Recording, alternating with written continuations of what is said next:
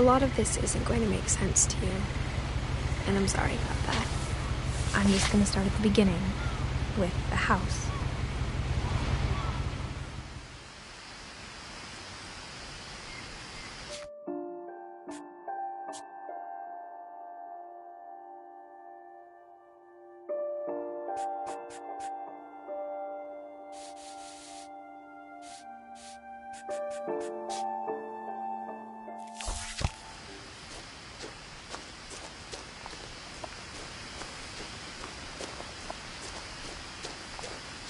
I lived here until I was 11, but I wasn't allowed inside half the rooms.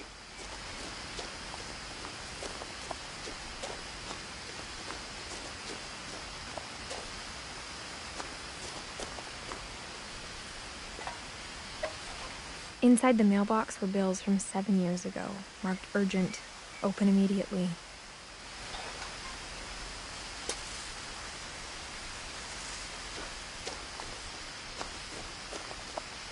I hadn't been back since my brother Lewis's funeral.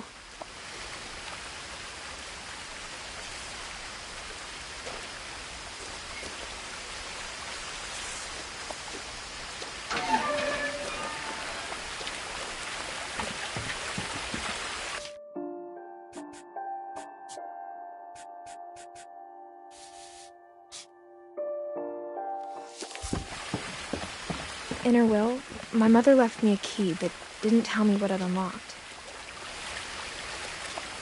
Maybe she thought I'd know, or she thought that the mystery would be enough to bring me back.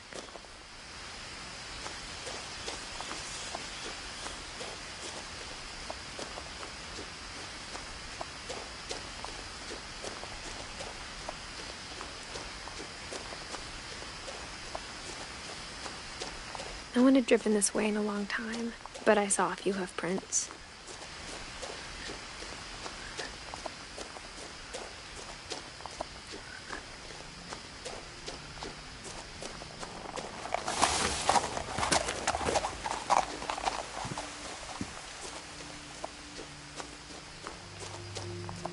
The truth is, even after I inherited the house, I never thought I'd come back to it. But now I had questions about my family that only the house knew the answers to.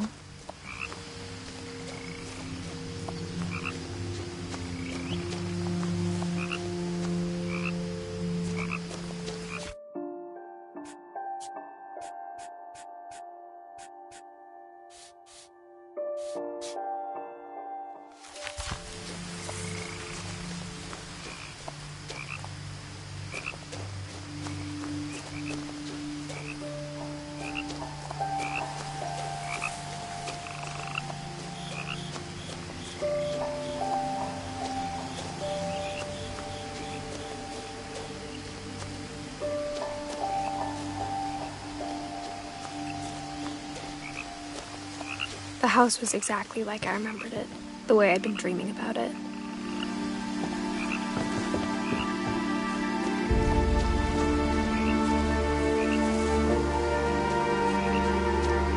As a child, the house made me uncomfortable in a way I couldn't put into words.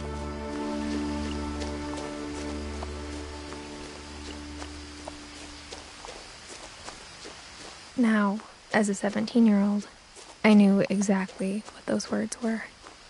I was afraid of the house.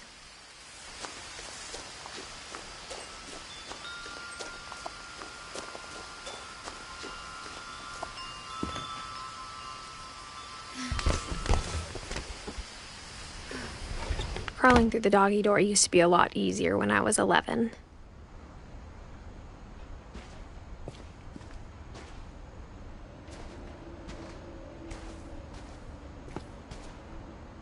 The power had been turned off the night we left.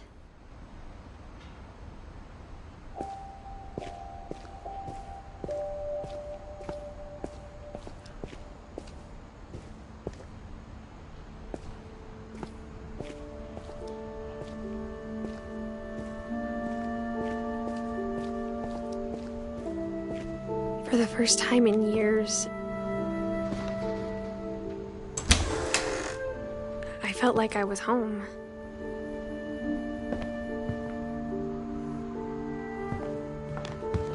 But instead of a family, there were just memories of one.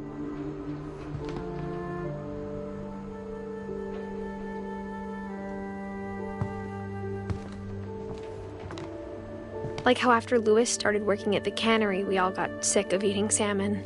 Except our cat, Molly.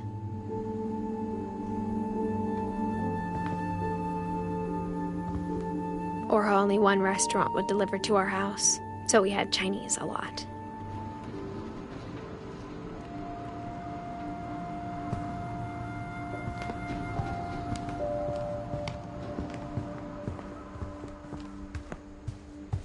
The table was still a wreck from the night we left. It was like a bomb had gone off, killing everyone but sparing the furniture.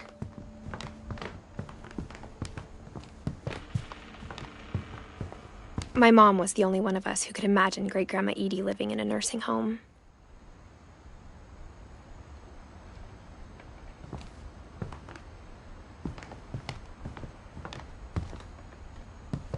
Nothing in the house looked abnormal. There was just too much of it, like a smile with too many teeth.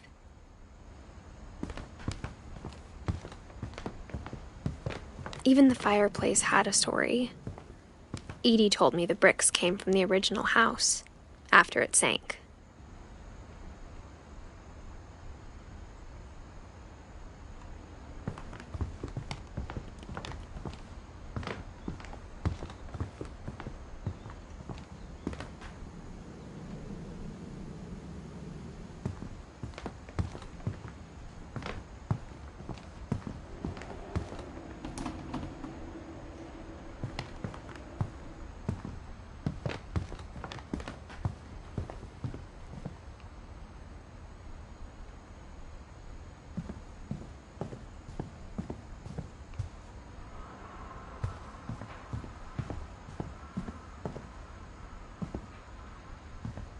My mom wasn't much of an optimist, but she never stopped believing that my brother Milton was alive.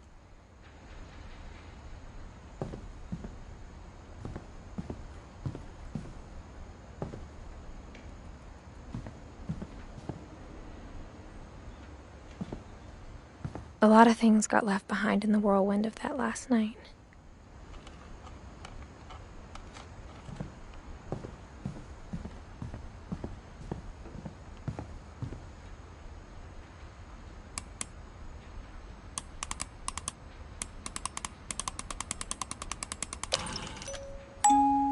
Great-Grandpa Sven built a music box for Barbara, along with the rest of the house.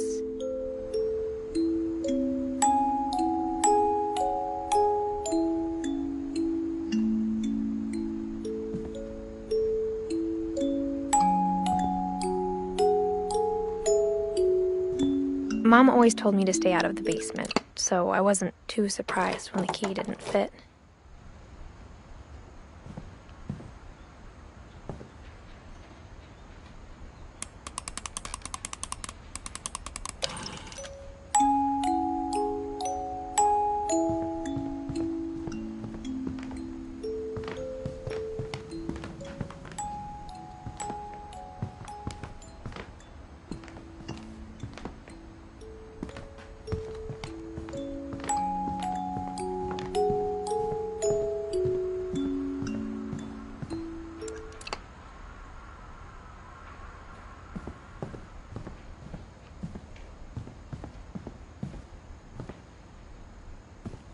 After Milton disappeared, Mom sealed up all the bedrooms. Then Edie retaliated and drilled peepholes.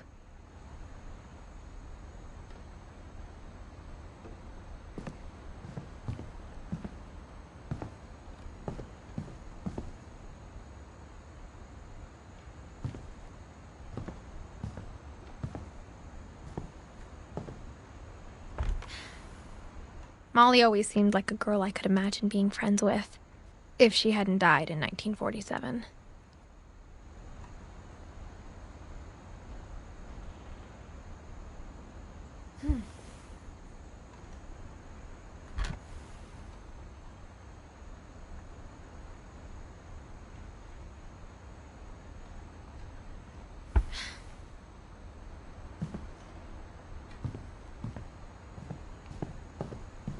I spent a lot of time playing in Great Uncle Walter's room.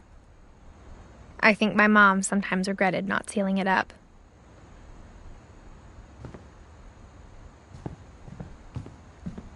Lewis told me there were secret passages, but I never believed him.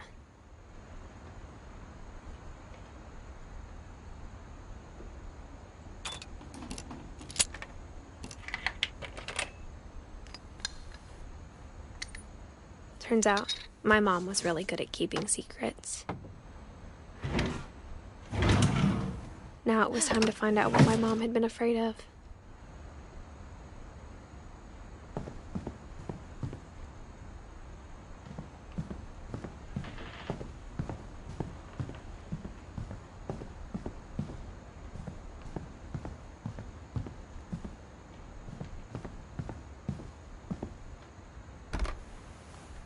The last time I was in Edith Sr.'s room, I was 10 and she was painting my portrait.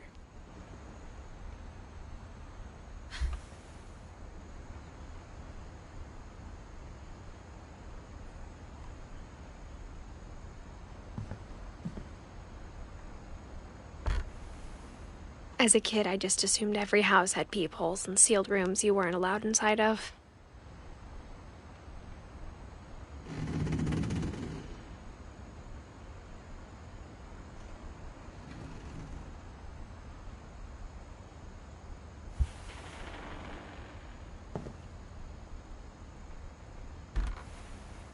My Grandpa Sam spent 7 years sharing a room with his dead brother, Calvin.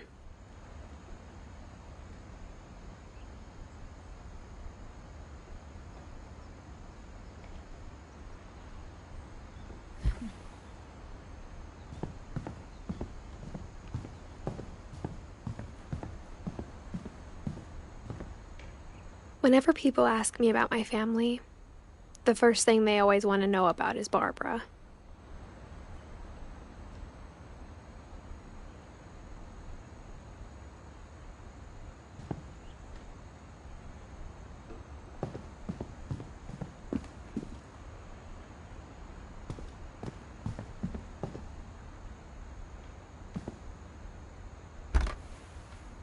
Barbara was a child star for 2 years, until America grew out of it.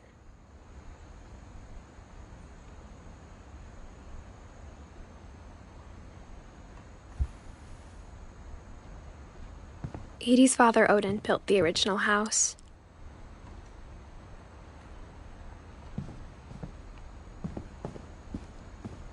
Mom must have locked the third-floor stairs on the night we left.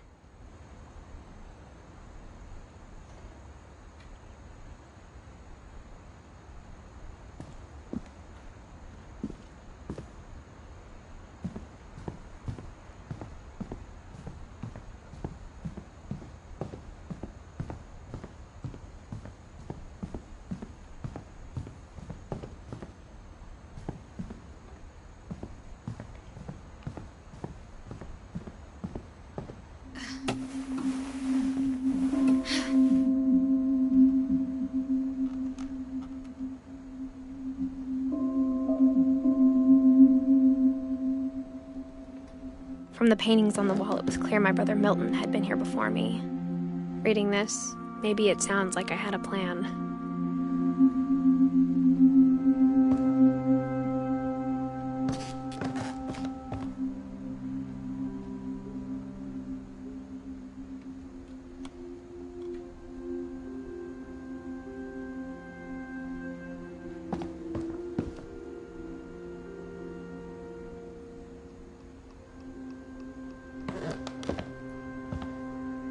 But I had no idea what was behind that door.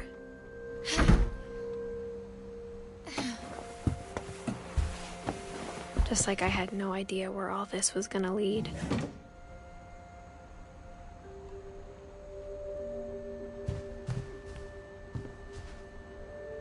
I grew up looking at Molly's room through the peephole.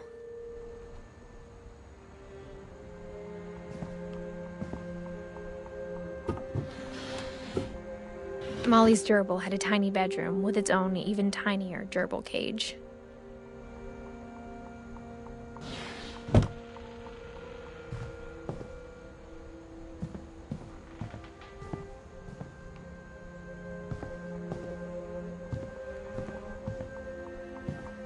Being inside for the first time, I felt like I'd stepped behind a painting.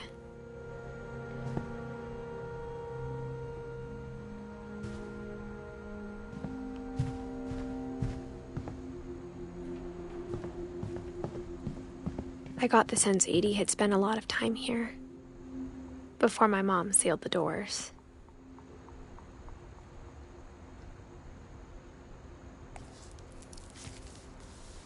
December 13th, 1947. Dear Diary, I'll be gone soon, but I wanted to tell somebody about what's gonna happen.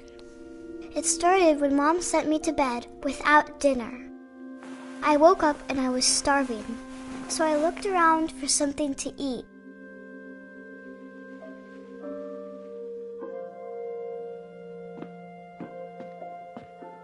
My Halloween candy was all gone.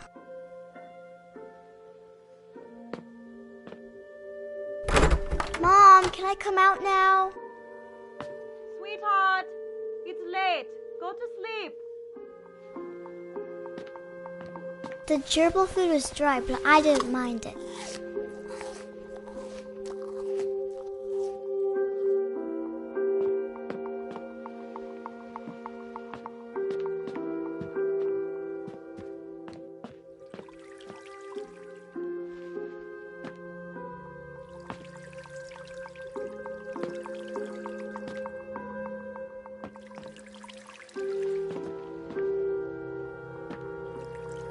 I thought about eating Christopher, but I held back.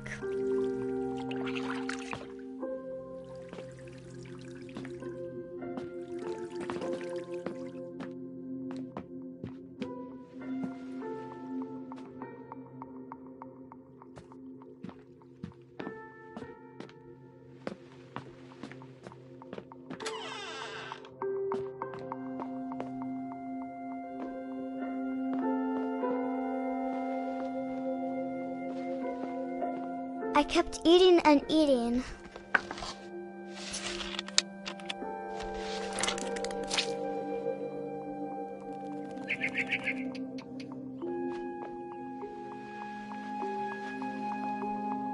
I ate a lot of things that night.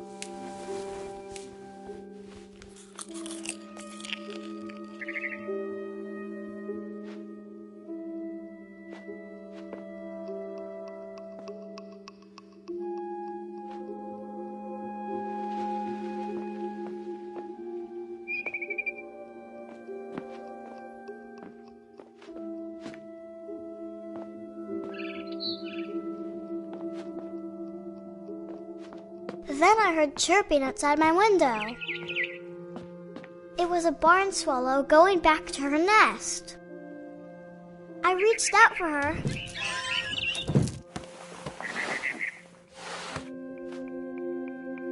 And suddenly, I was a cat.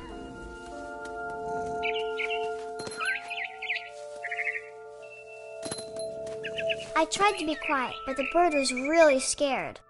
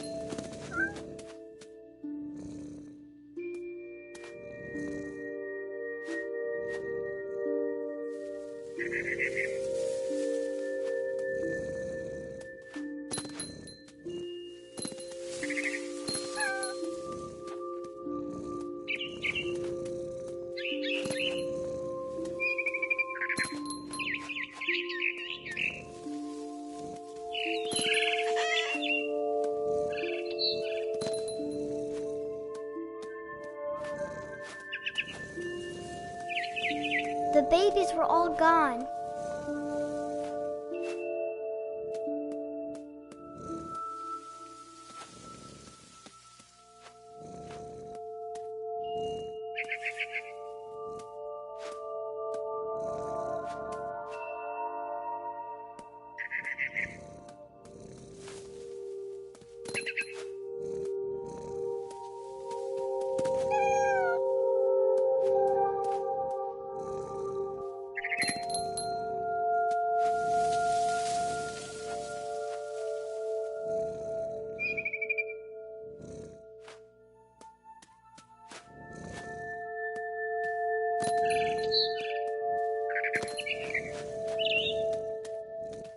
I jumped and I almost got her.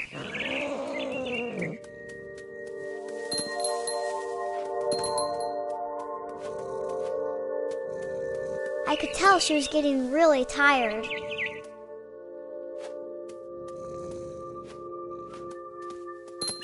Now I was up in the big tree. I promised Dad I wouldn't climb it anymore. All I cared about was eating that mama bird.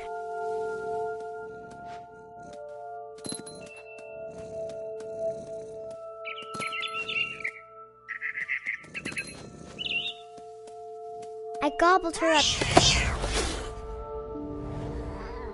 And suddenly, I was an owl. First, all I heard was the wind. Then I heard little teeth nibbling in the grass.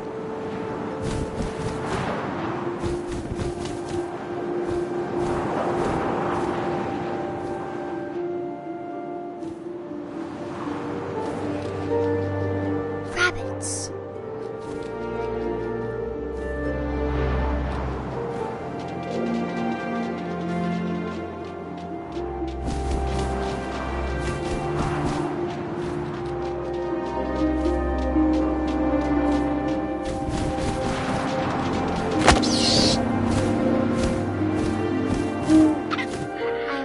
His face looking up and seeing mine through my talons. I swallowed him up, and I didn't chew one bit. Then I flew off to find something bigger.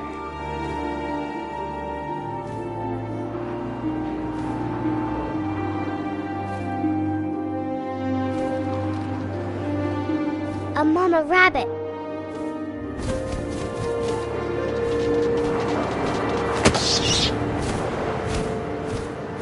She was almost too big to carry. I started choking, but I couldn't stop eating. And suddenly, I was a shark.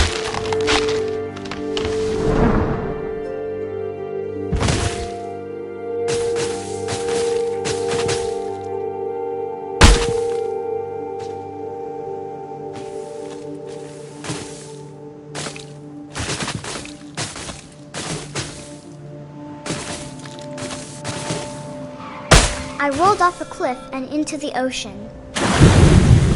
Now, I was hungrier than ever.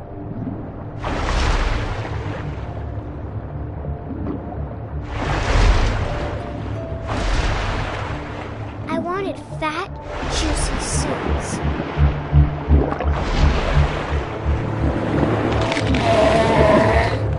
I tore off her flipper, and it tasted really good.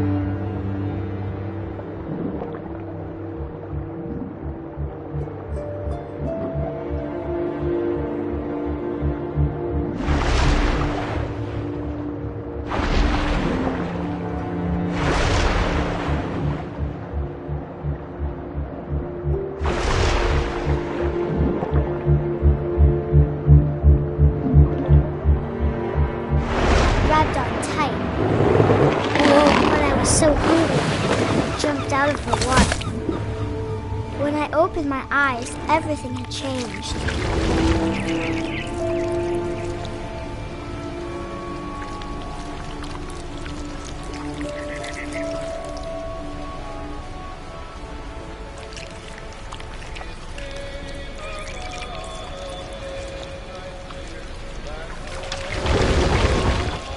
Now I was a monster, and I smelled people everywhere.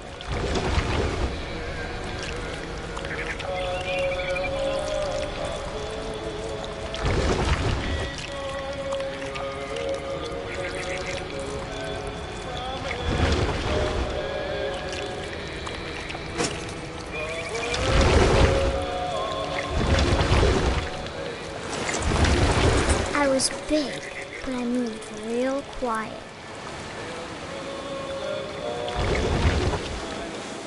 Yeah! Ah!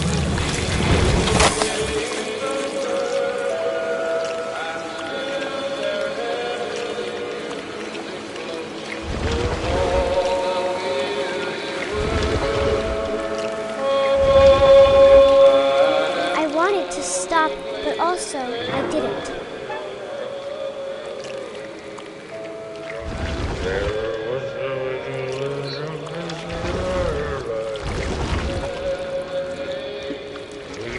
Belly with a rusty razor, his belly with a rusty razor, his belly with a rusty razor.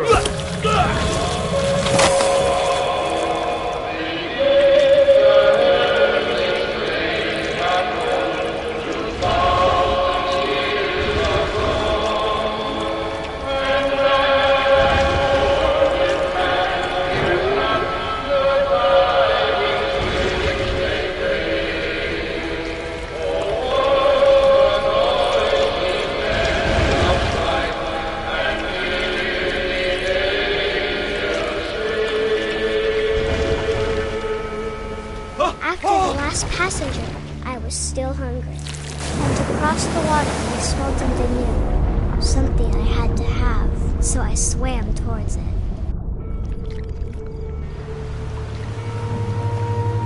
I slithered onto the sand, and the good smell went into an old pipe.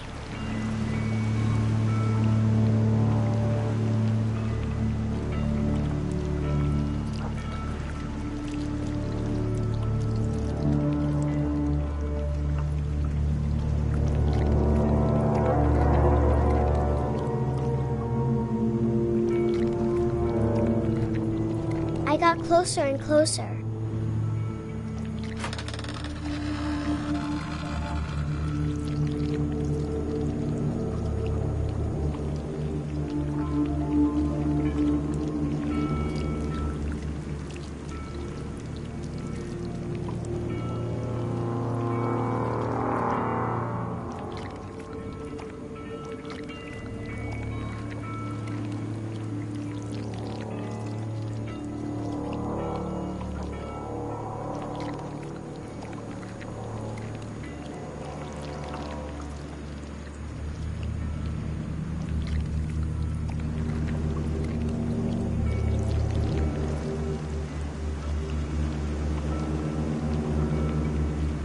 All my stomach started growling. And suddenly, I was me again. I held my breath for a long time, but I couldn't hear anything. I think it's waiting for me to fall asleep. But it's not going to wait much longer. It needs to feed, and we both know I will be delicious.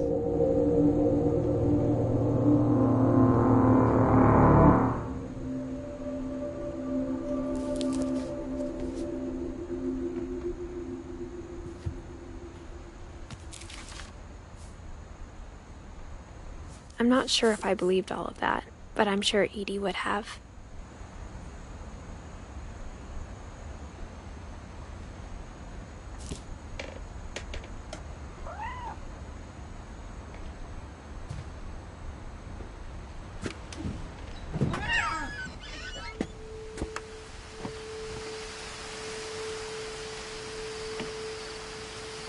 This will be obvious later, but my mom never told me any of these stories. Edie would have, but Mom didn't like bringing up the past.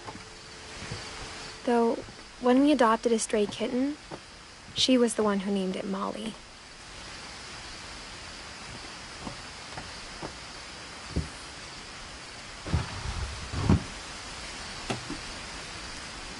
I spent a lot of time in Great-Grandma Edie's room.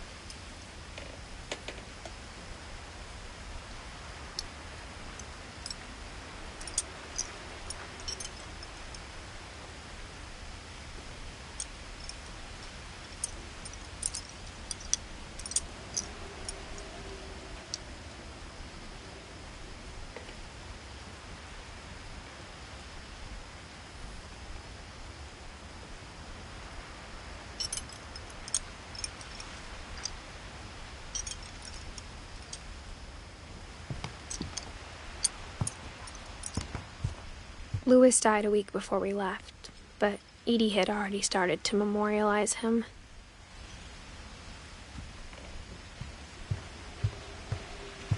Edie gave a big interview about a mole man living under the Finch house. My mom was furious. I hadn't thought of myself as Edith Jr. for a long, long time. One summer, they evacuated the island, but Edie refused to go. For a few weeks, she was a celebrity.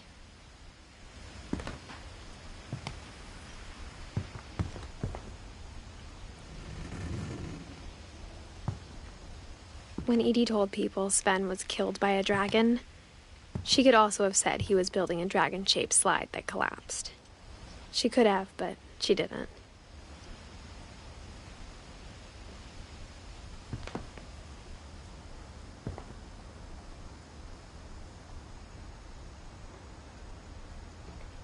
Even in her 90s, sometimes Edie seemed a lot younger than my mother.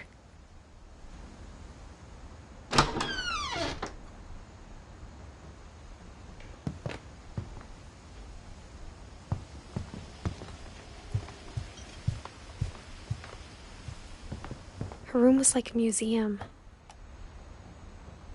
For 500 years, the Finches have been famous throughout Norway for their fortune and misfortune. Odin Finch buries the latest victims of the family curse, his wife Ingeborg and their newborn son, Johan.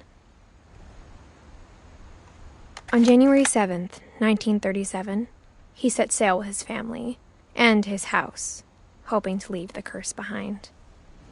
But 40-foot waves off the coast of Washington send the house and Odin to the bottom of the sea. Odin's daughter Edie, with husband Sven and baby Molly, step ashore on their new home, Orcas Island. Odin Finch is the first to be buried in the new family cemetery. His daughter Edie is already dreaming of a new Finch house.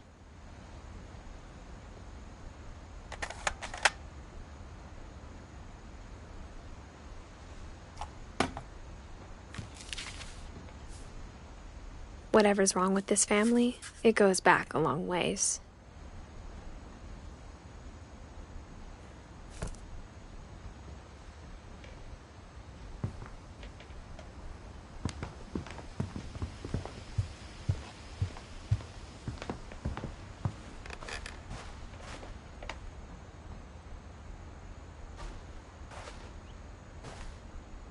The only trace Grandpa Sam's first wife, Kay, left on the house was the pink bathroom. It was a pretty big trace.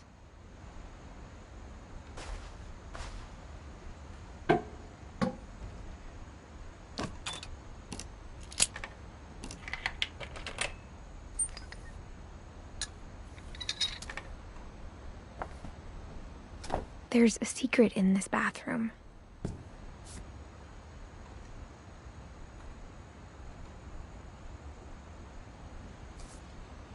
It's in the last place you would look. It isn't in the cupboard.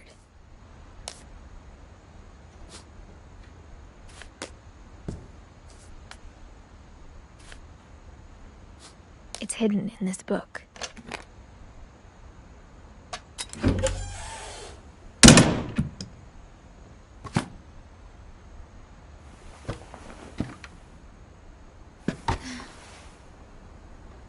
Sven gave Sam an old camera he'd refurbished.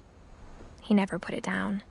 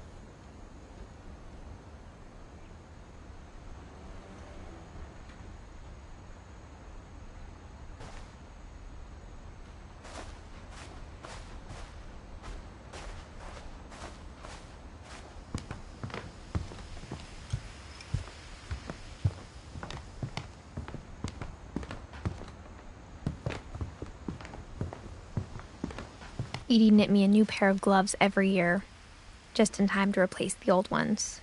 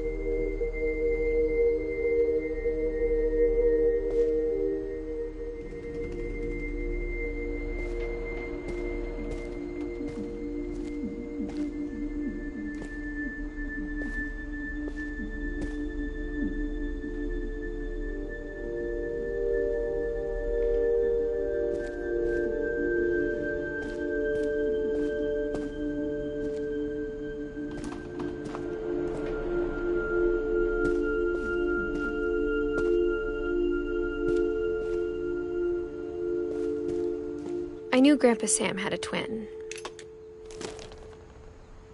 and that he never talked about him.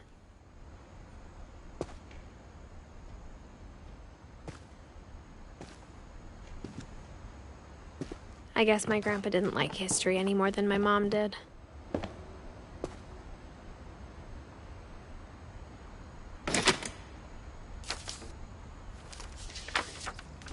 How I Want to Remember My Brother by Sam Finch.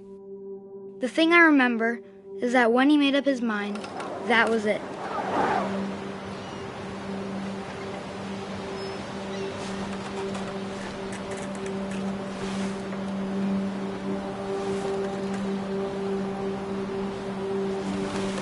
My brother said he'd die before he ate another mushroom, and he did. At Barbara's funeral, we swore we'd never be afraid again, and he wasn't. I think Calvin always wanted to fly. Sam! Calvin! Dinner's ready! Coming! But that day, he finally made up his mind to do it. I told him going around was impossible. Maybe if I hadn't said that,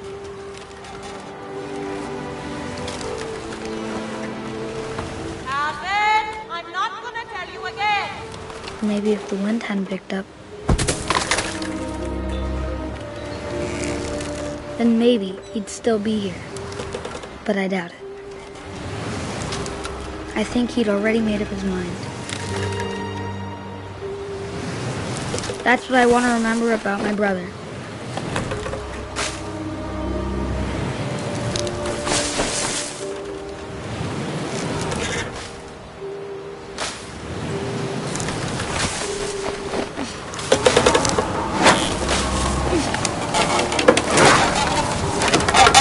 day he made up his mind to fly. And he did.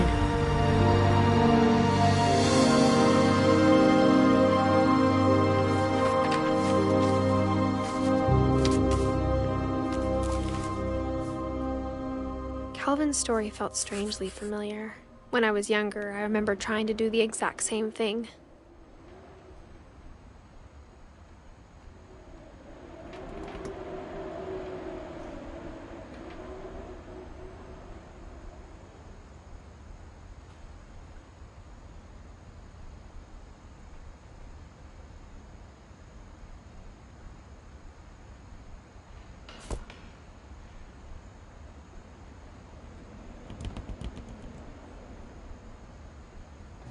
After the funeral, Edie roped off Calvin's half of the room.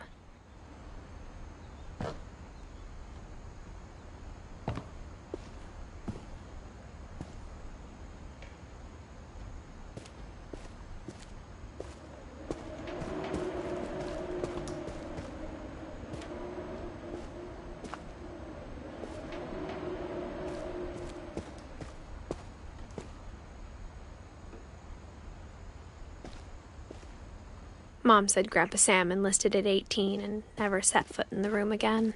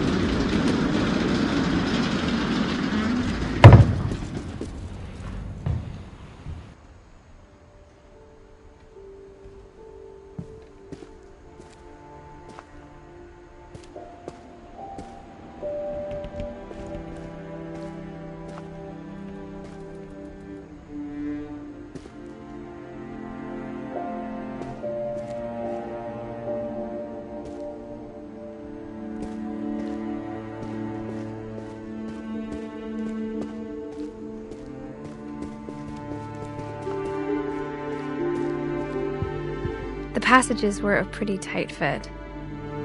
They'd obviously been built for smaller hands and bellies.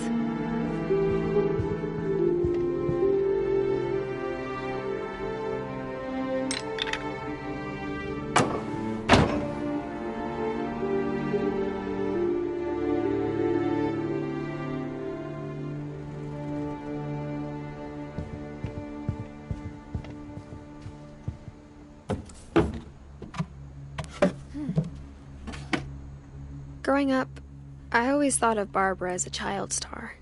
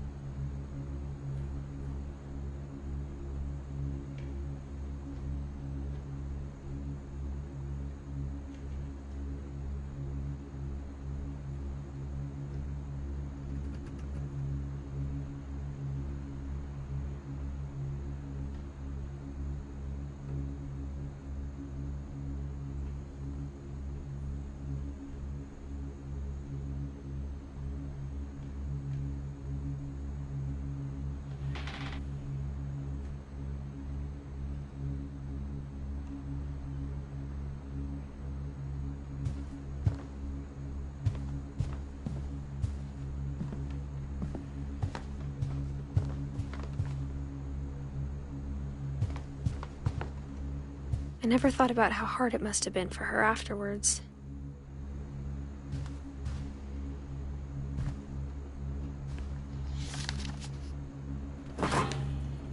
Of all the stories people wrote about Barbara's death, I'm surprised Edie saved this one.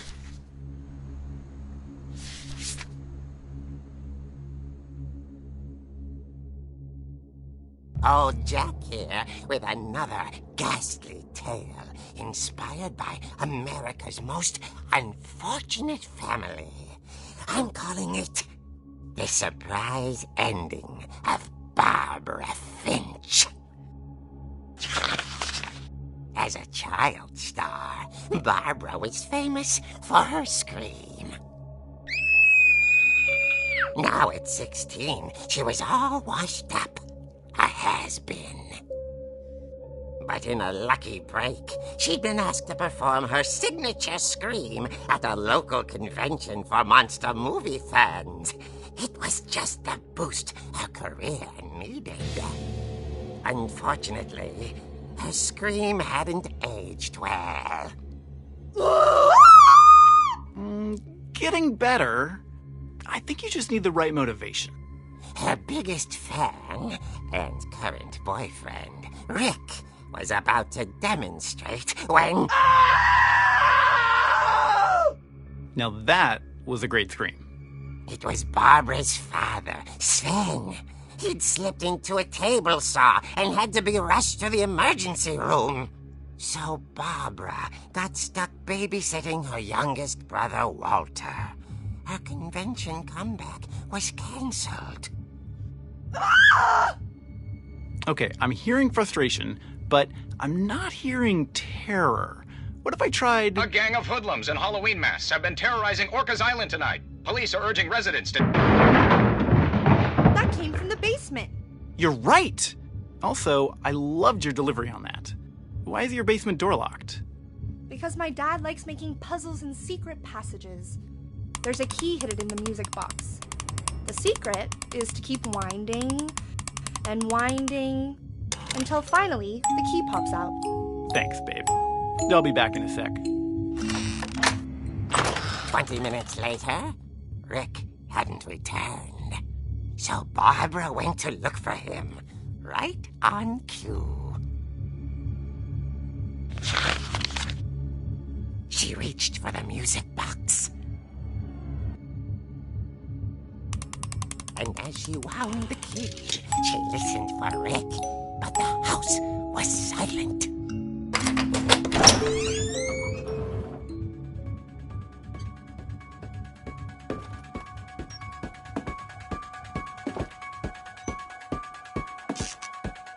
She found Rick's crutch and imagined the worst.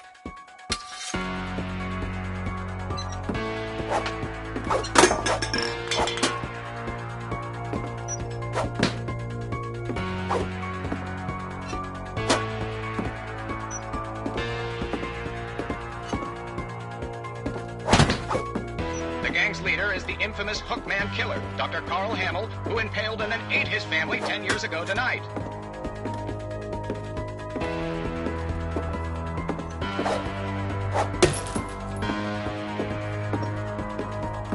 The old fridge rattled and grew still. Oh dear!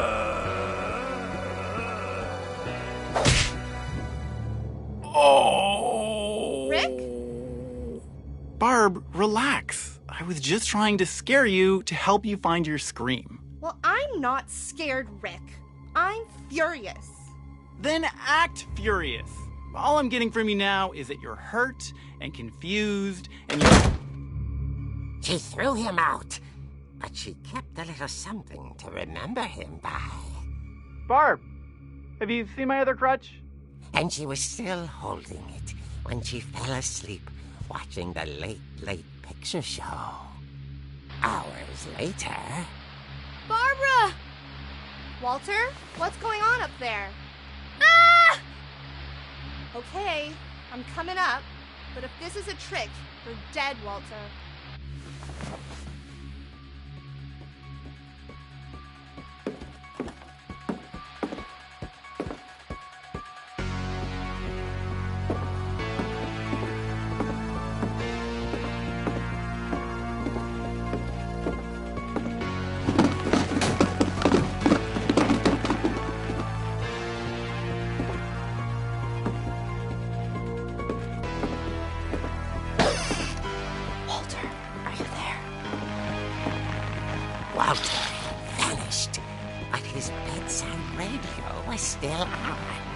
Orcas Island police describe the man as 6 feet tall, with a steel hook for a hand.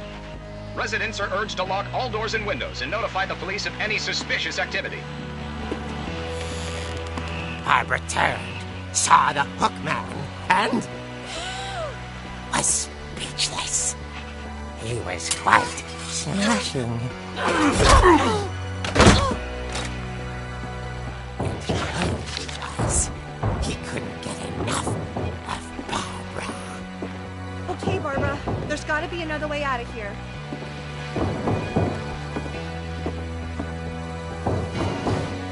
That night, she played her part beautifully.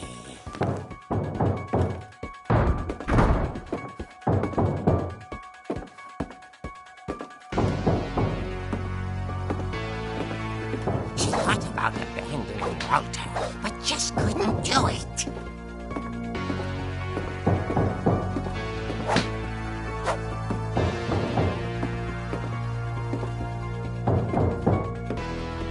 Molly's door hadn't been opened in years.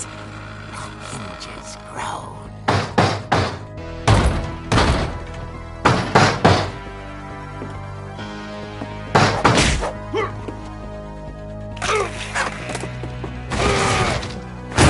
He wasn't moving, but she sensed the story might not be over yet.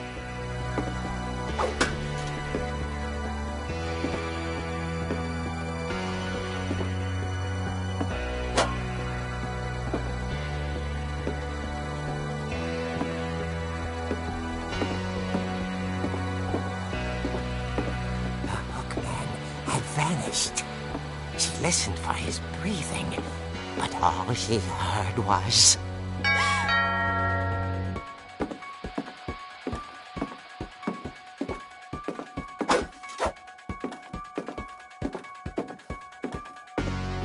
At the door, she heard whispering. It was coming from inside the house.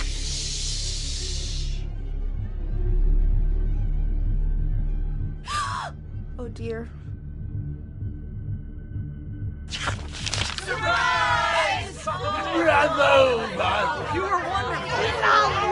The monsters had come to surprise her. For Barbara, it was a dream come true. Then she saw what kind of monsters they were, and she realized what was about to happen. Famous. And with her final breath, Barbara Finch gave the performance of her life.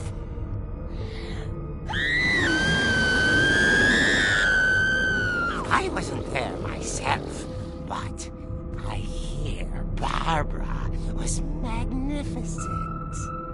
Poor girl. She had a taste for stardom. But unfortunately, so did her fans. Of course, the police blamed it all on poor Rick, who disappeared the same night. And little Walter? Hiding under his bed the whole time. He took it all pretty hard, but that's another story. As for Barbara, tucked inside the music box is all they ever found of her. Her ear. Now that's what I call a real eerie tale.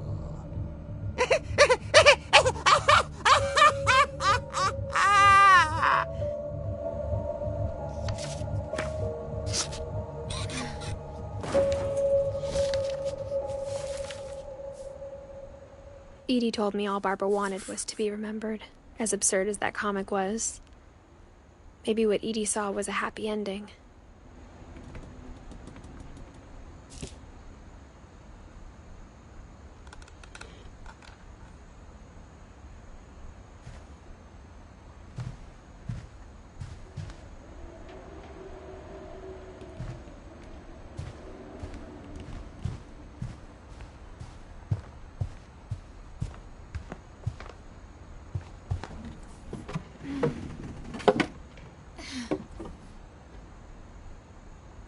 I guess now I know why Mom didn't like me playing with the music box.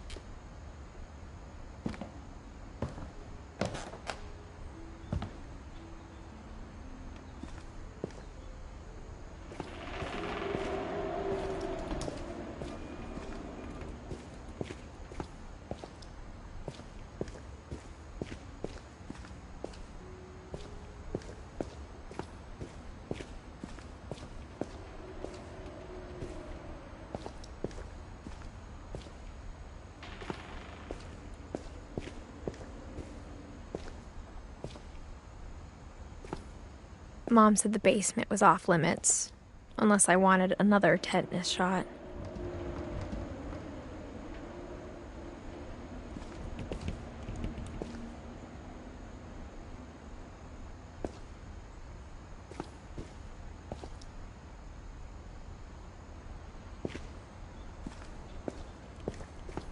I saw Edie sneak down to the basement once, carrying packages.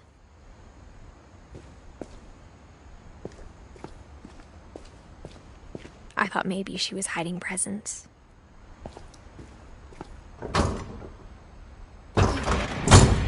It turned out she was hiding a lot more than that.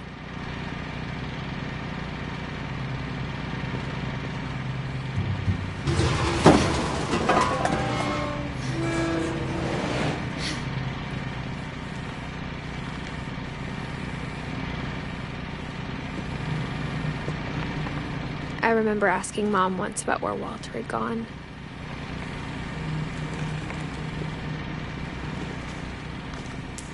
She said after Barbara died, he got as far away as he could.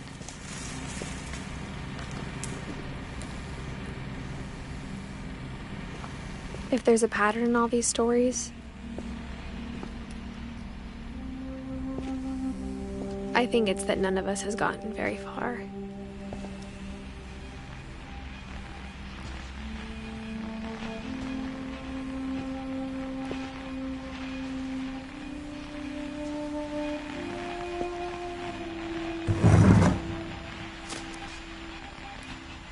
Goodbye, everyone. I can't believe I've been down here for 30 years. On that first day, after the shaking started, I didn't think I'd survive a week.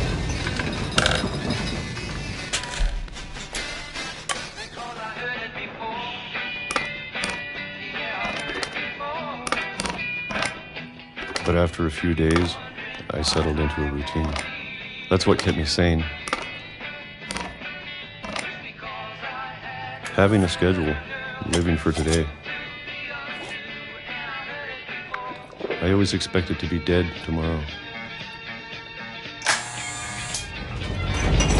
But if you wait long enough, you get used to anything.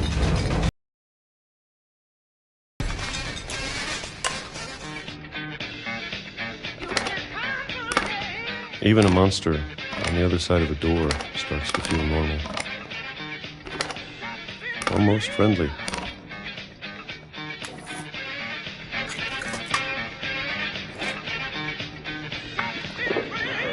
And then one day, everything just stopped.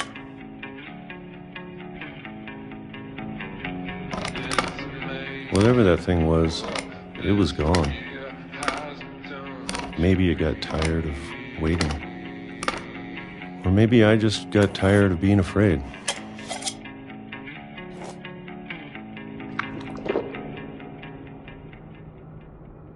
It's been a week now, the longest in 30 years. I'm done waiting. I have to leave while I still can.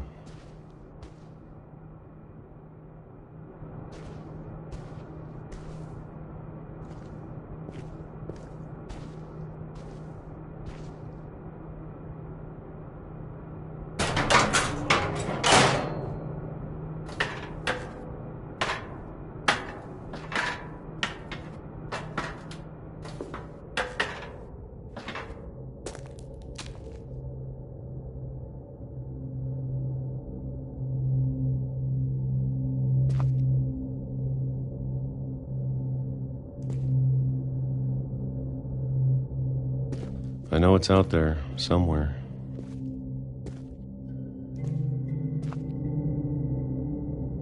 Whatever killed Barbara.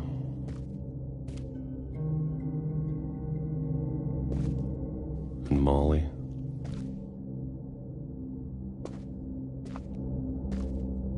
And Calvin.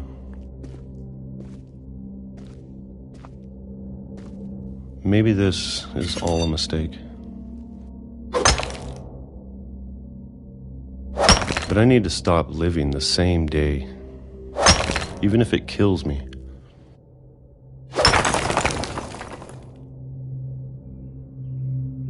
Whatever's out there, I want you to know I'm ready for it.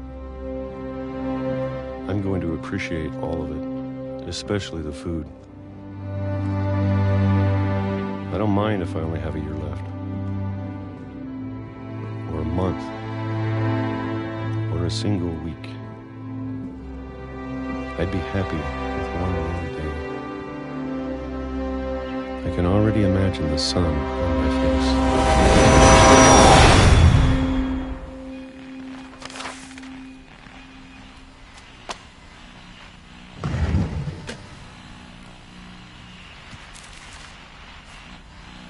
Walter died when I was 6. I can't believe my mom never told me he was down here.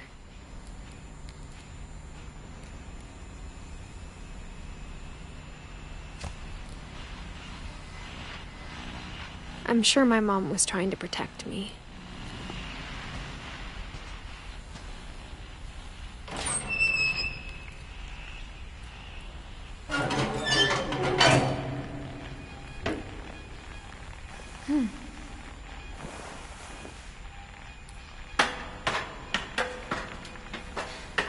Maybe she was afraid I'd end up like Walter.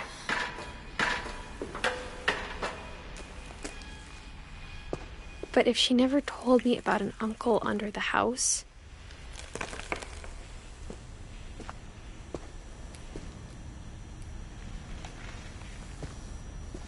I can only imagine what else she was hiding. I don't want to make the same mistakes she made.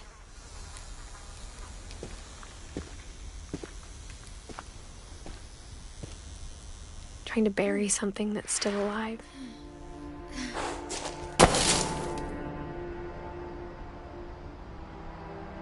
Now that there's only one of us left, or maybe 2, I thought it was time I heard the stories for myself.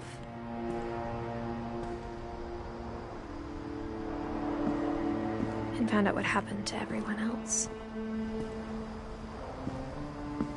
But now I'm worried the stories themselves might be the problem. Maybe we believed so much in a family curse, we made it real.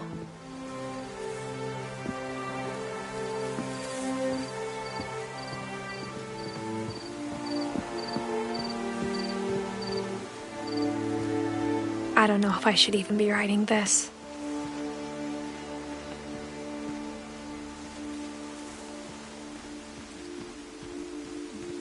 Maybe it'd be better if all this just died with me.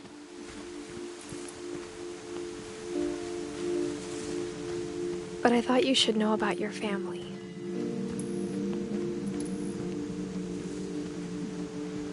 And the history you're a part of.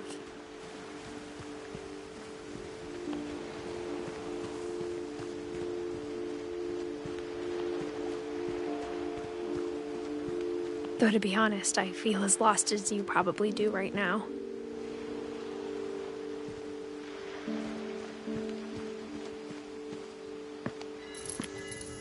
I think the people in these stories believed them, for what that's worth.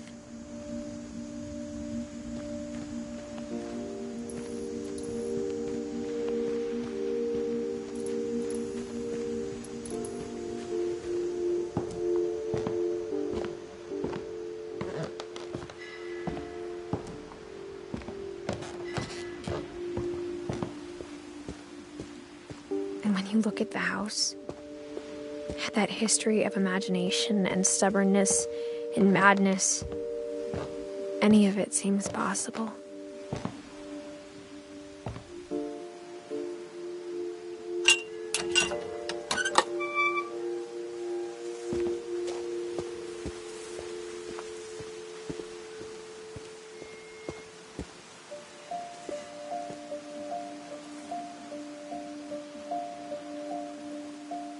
I think we've been surrounded by death for so long, we've just gotten used to it.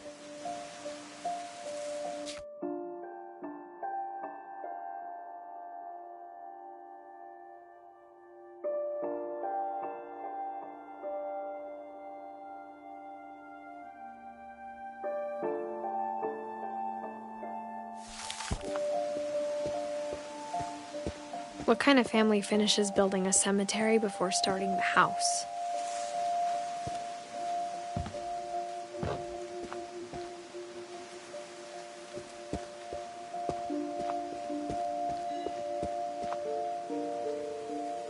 It's embarrassing for me to admit this, but the pet cemetery made me more uncomfortable than the human one.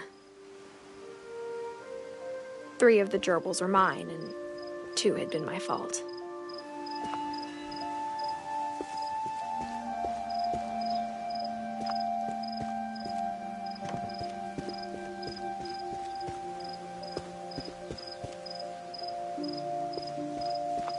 Sven built the house, but it was Edie who designed the cemetery.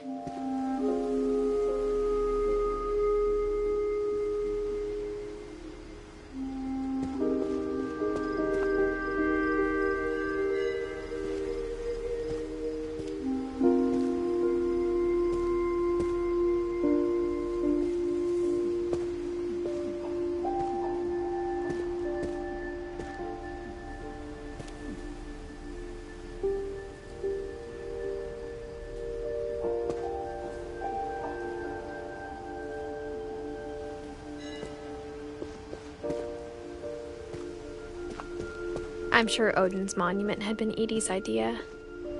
My mom was always trying to move on, but for Edie, the past never went away.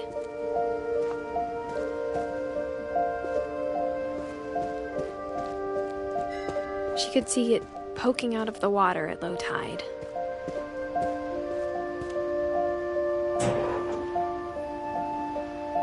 Edie said she dreamed about the old house every night.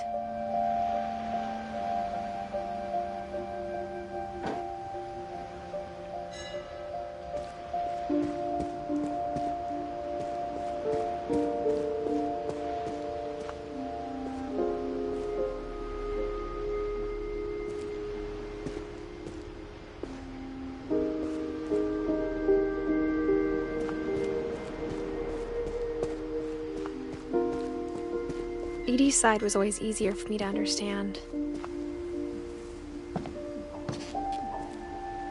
But the older I get, the more I can see where my mom was coming from.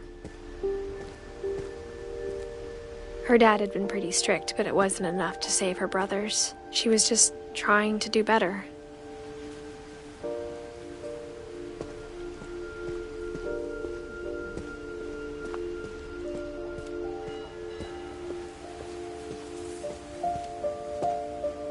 She lost 2 of her brothers, just like I did. I get why she tried so hard to protect us. We never found Milton's body, so my mom insisted we were putting up a monument, not a tombstone.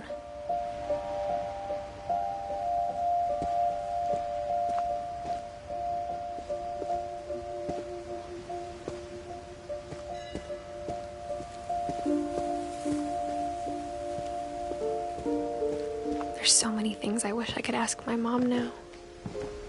Part of me thinks this is what she wanted all along. For me to come back someday and find everything out for myself.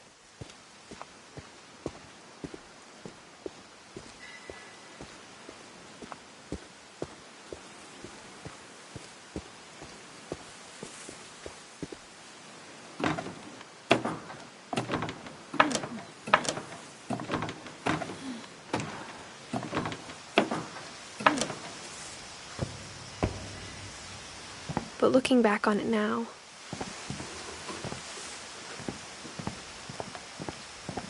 if she told me there was going to be so much climbing,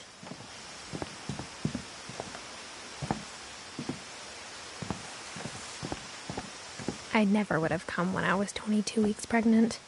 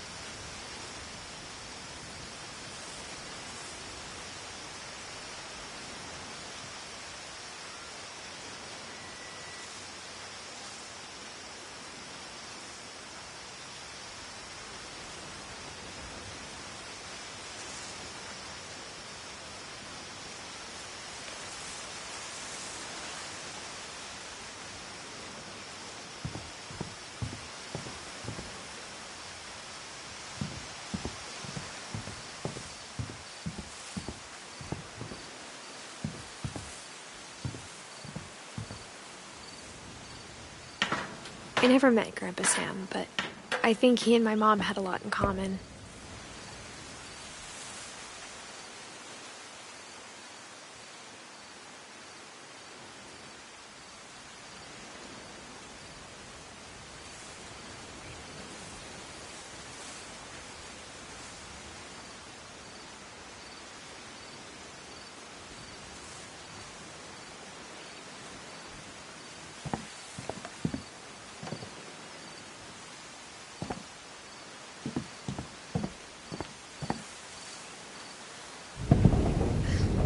They were both pretty intense.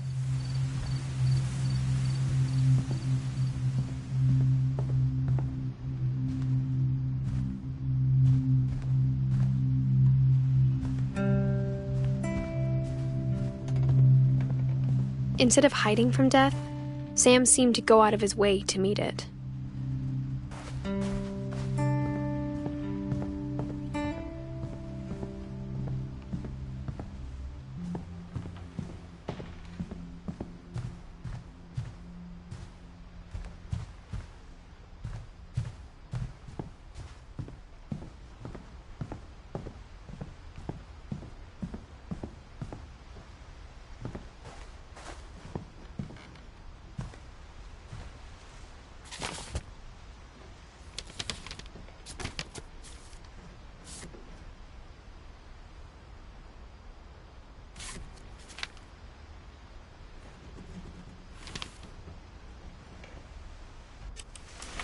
Dawn, I promise, you'll never forget this weekend. Yes, sir. These memories are gonna last a lifetime. Hmm? Am I gonna have to shoot anything? It's a hunting trip, Dawn. Shooting is strongly encouraged. Shouldn't we be leaving? Just want to get a shot of you, Dawn, then we can take off.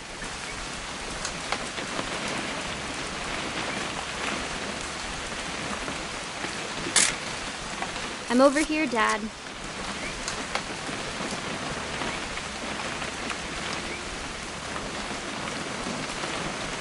What? Perfect. It's gonna rain the whole weekend, isn't it? I will never forget this weekend, Dad. That's the spirit. Okay, got it. I'm gonna take some pictures, okay? Just be careful. That camera's older than you are. Aw.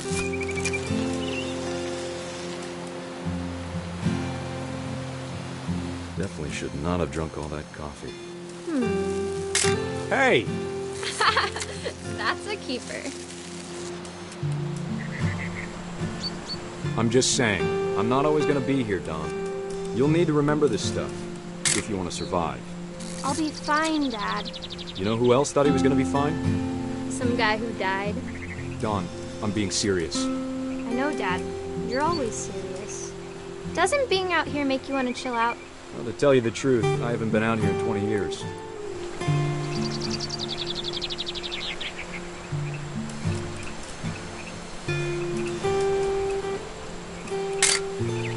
Don, don't you think you could find something more interesting to...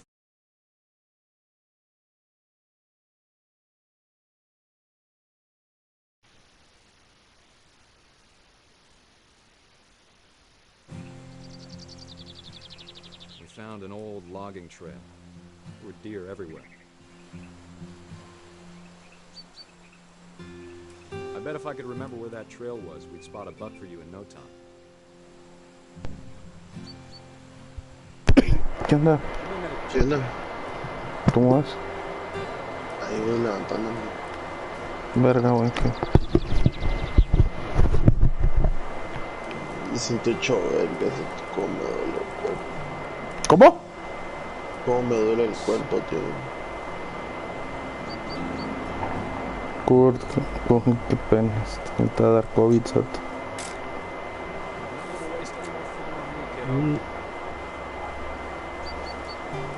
Ojalá sea eso para que me mate de una vez. ¿Te imaginas?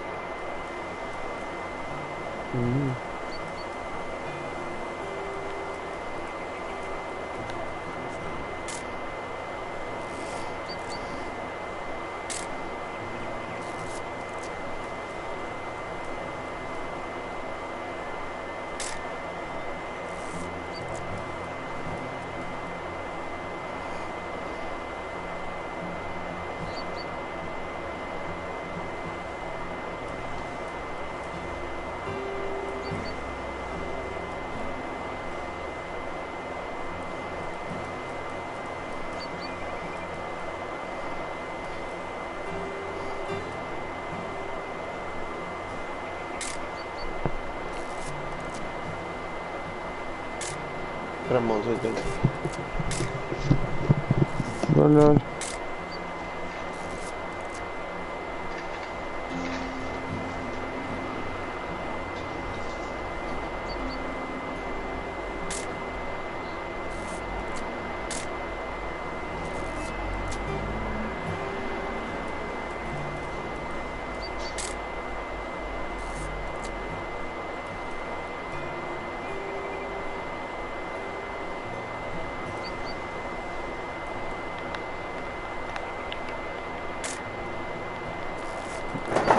Puta, que tengo que hacer.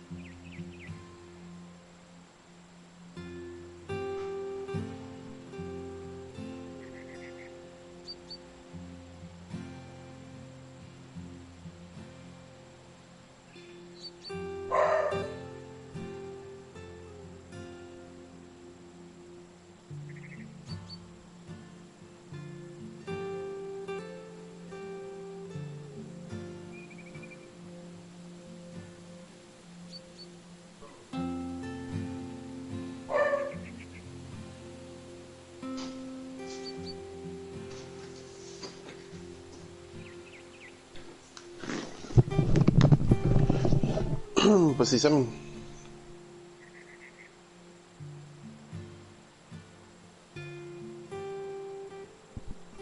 Pues sí.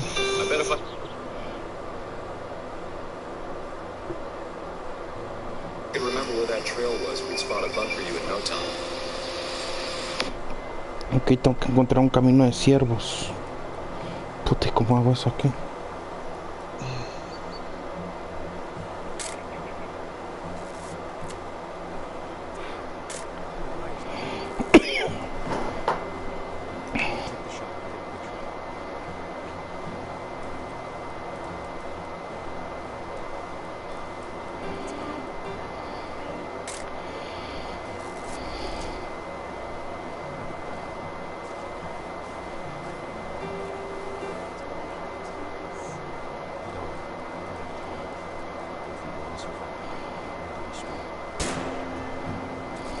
Great shot, Don. Buah, este juego está buenísimo. ¿De verdad? Sí. Proud of you, Don. Always remember that, okay?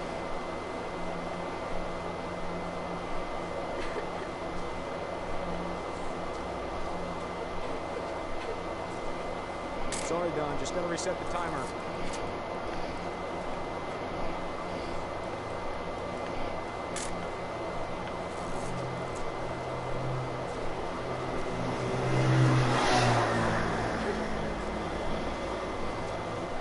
Dad, it's twitching. I think It's it's... totally normal.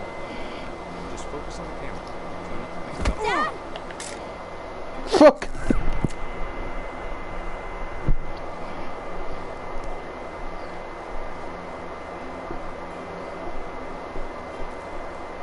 Verga, y así fue como murió este cerote, qué horrible.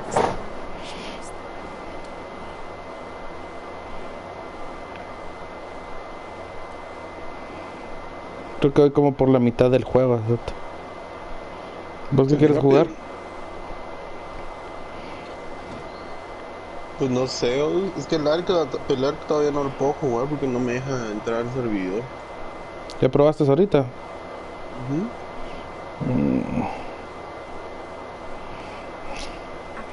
De hecho, te aconsejo que no te metas al Genesis. Los servidores están tan llenos que no se vacía en ningún momento del día. Puta. Oh, estoy llegando al cuarto de Gregory. Es que toda esta familia ha tenido como un tipo de maldición encima. Es bien rara. Entonces ahorita regresó como la nieta de todos o algo así. Y está descubriendo las historias de cada uno de sus antepasados, dijo aquel. Qué loco. Y cómo murió cada uno, vamos. Está muy bueno. Vamos a ir con Gregory. Acta de divorcio. Ay.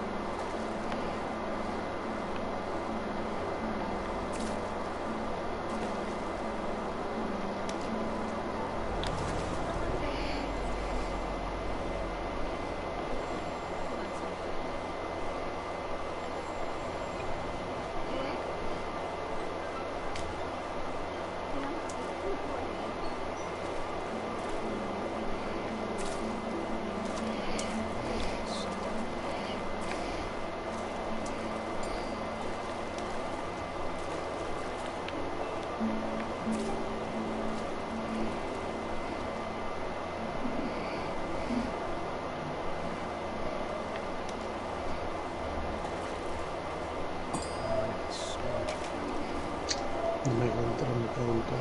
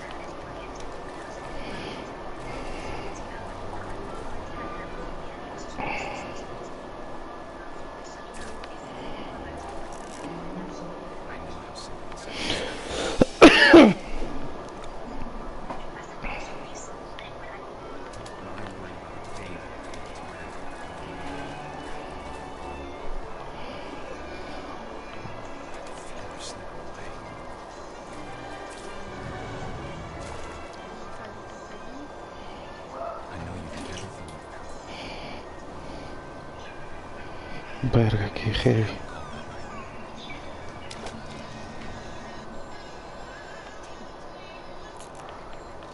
Siempre que vea Ghosts and Roses, toda mi vida, cerote, me voy a recordar del Donnie.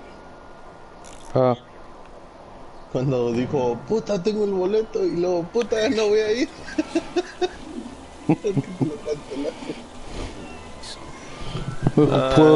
Dos pueden jugar el mismo juego, marica. Eso creo que fue uno de los momentos más épicos de toda mi vida, ¿vos? Ver a un cerote tan feliz y luego verlo tan triste en menos de 10 minutos, ¿vos?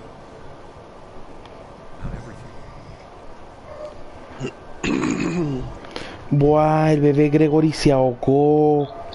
Qué triste. La mamá lo dejó, la mamá vació la ducha, lo dejó para contestar el teléfono, y él abrió el chorro y se abrió el chorro y se ahogó. Qué mala suerte, bro.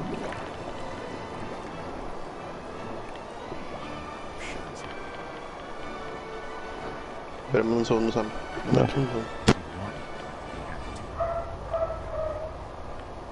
Ah, Gregory. No.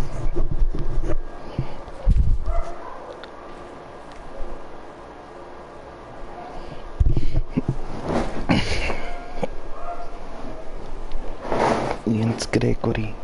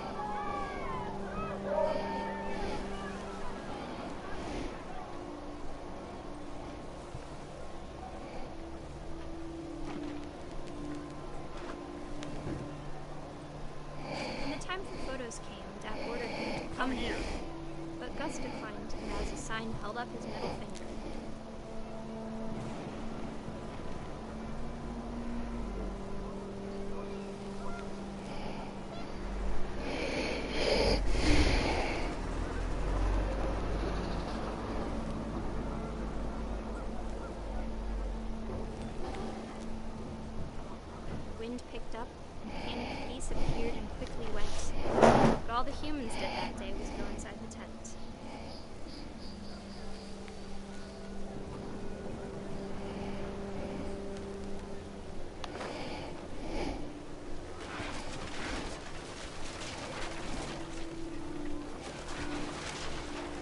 The rain came down in buckets then, but no one seemed afraid that nature might destroy the tent our dad had crudely made.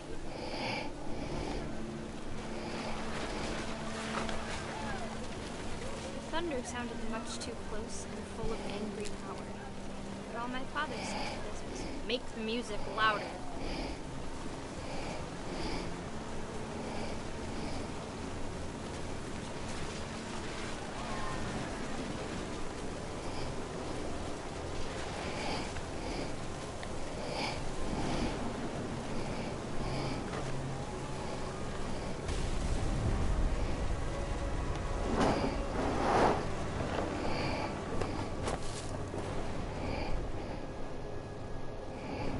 I wish that I could truly say I thought about you on that day. Out there on the beach alone. Just you, the wind, the sea, and foam. But I didn't. Until we found you.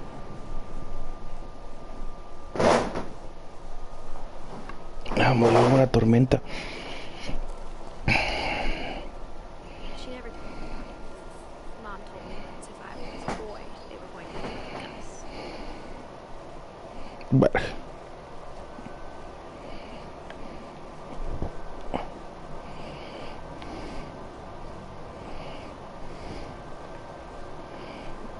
My mom moved up to the loft after her brothers died. At the time, it was as far away as she could get.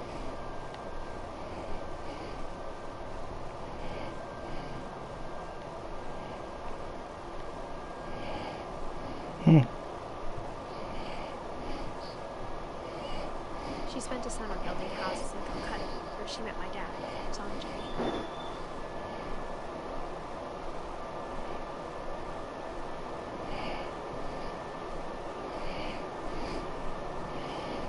Religion's another thing my mom never talked about, but I think it always wrote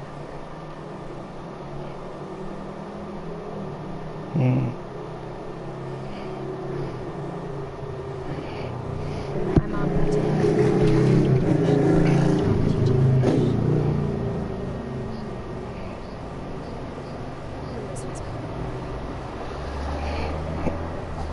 Luis.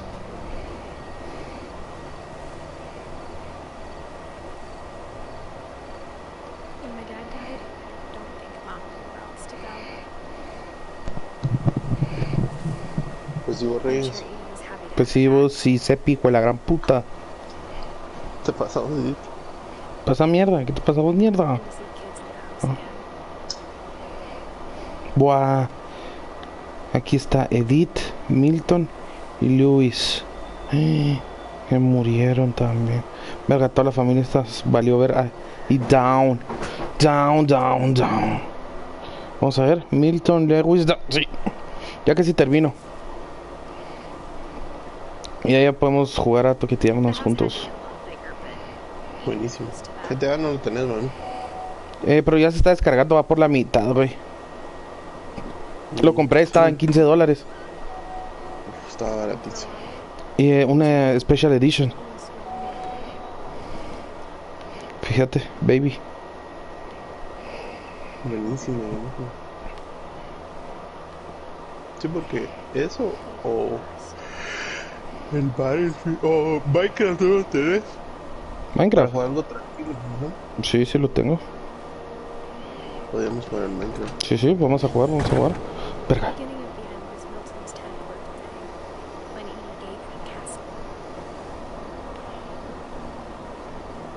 Eddie, el castillo de Milton. Aquí era donde estaba él. Milton está vivo. Cuarto lleno de dibujos. Hostia puta, tengo que entrar acá. Te acomodé el lugar. Aquí está la entrada.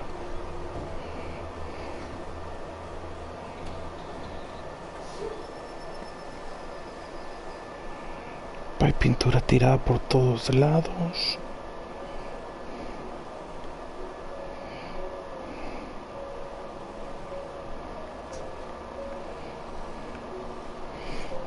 Va, y la protagonista de este juego que está viviendo todo esto está embarazada. Puta. No sé por qué, pero está embarazada.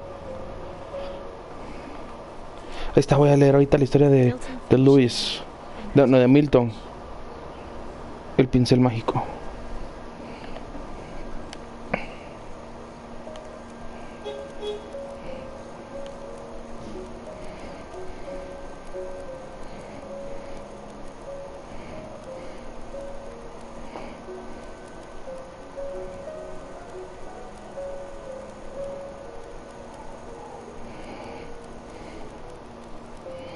Oh, pintó una puerta y se fue por ahí a ver qué penes.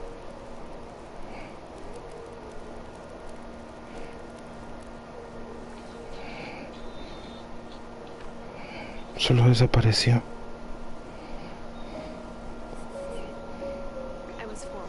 Ahora un ratito al GTA, lo que usted viene, bro. Dale, eso me falta uno, dos, tres personajes si no estoy mal. Por descubrir su historia. ¡Ya!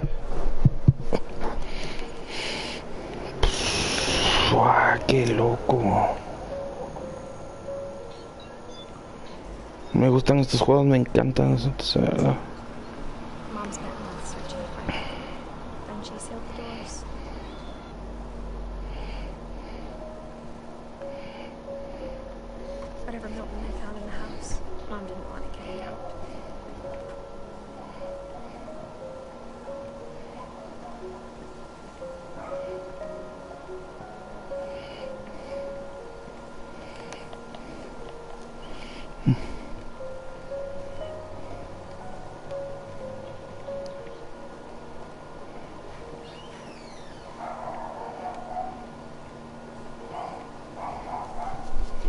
hay un camino para arriba, como no me fijé. Kurt es un viejo cachondo, ¿no? Un cachondo muy viejo y cachondo. Mi mamá culpa a Eddie, pero Louis se culpa a sí mismo. Fuck. After he graduated, he just spent more and more time in his room. Until Mom got him a job at the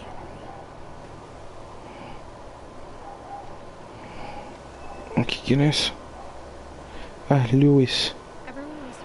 Oh, qué psicodélico. Except for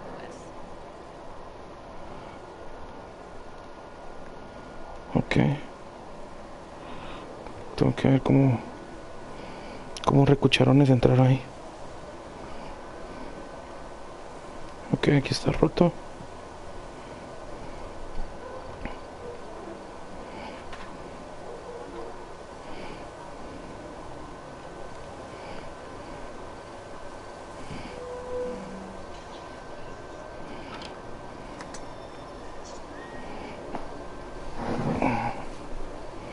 Buah, qué bonita la casa. Lewis's room smelled very, very familiar. That part of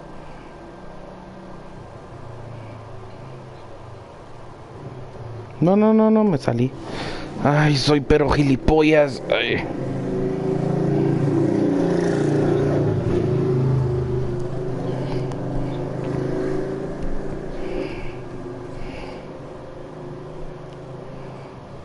Lewis and I spent a lot of time playing games together, but he was surprisingly bad at them. He died a lot.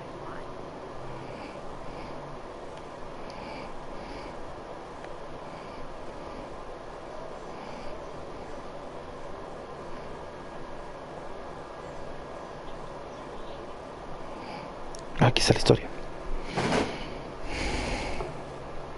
Edith Finch.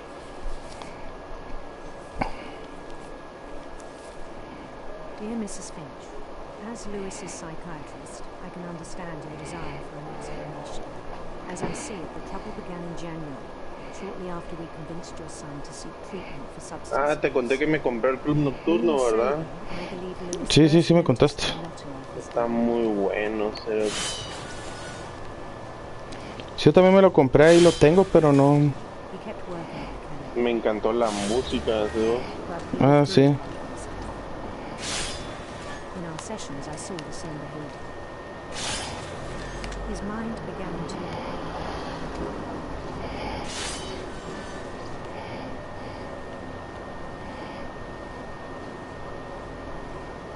wander.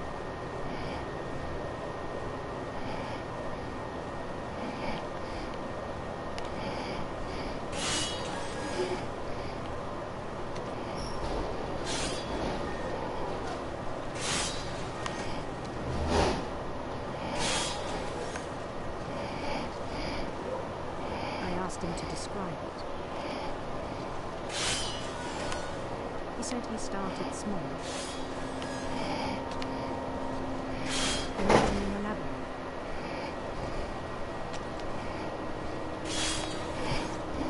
He'd feel his way about.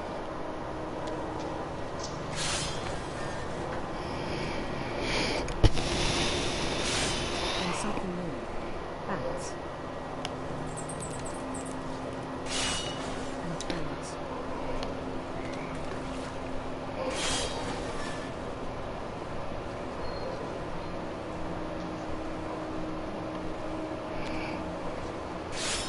Things that have no names. He knew it was all in his head.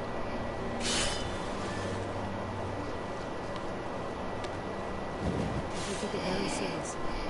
I had hoped to find myself.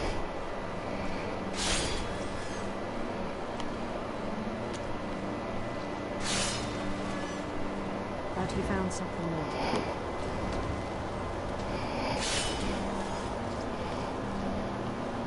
I worried about him.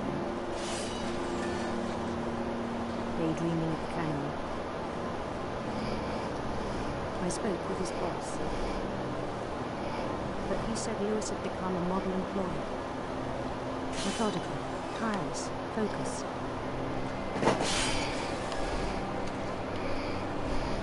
Like a whole new Lewis. So I let him go on.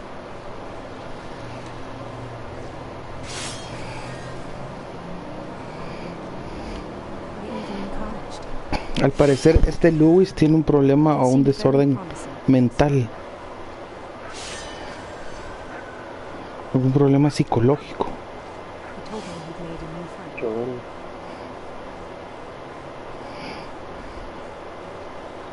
On the edge of a city named Lewis Toby. He built the city up slowly, brick by brick. Then he made musicians.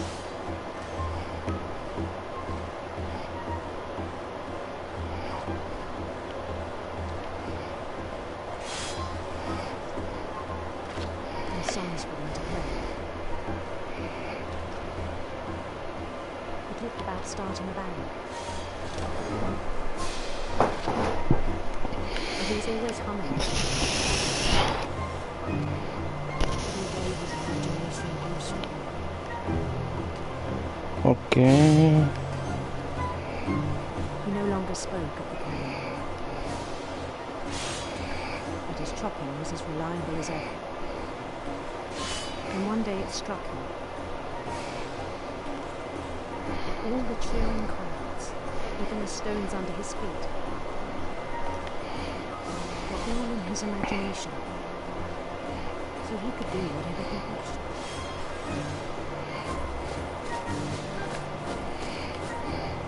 He held an election for me. And he won.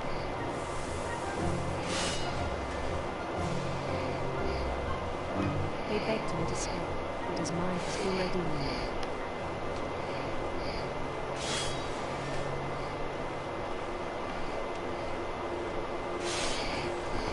It became a game for him.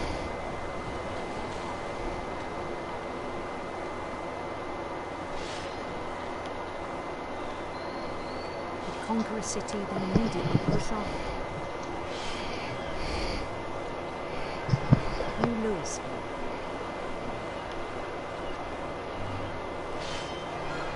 St. Louis. He started drifting away from our reality.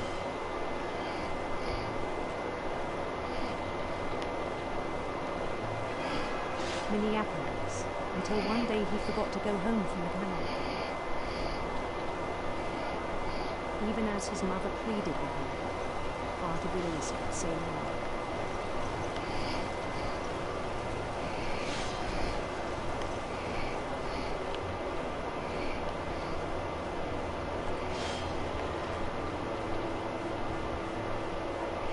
In Louisburg, he heard rumors of a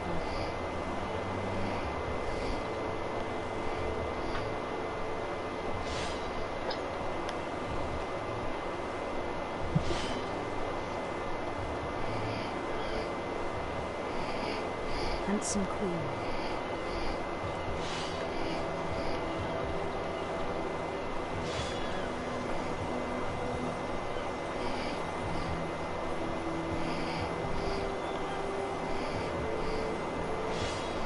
The queen was on her own quest for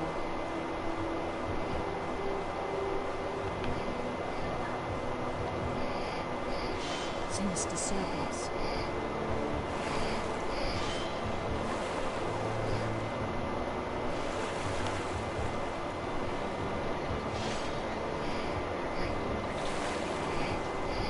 Followed the sound of her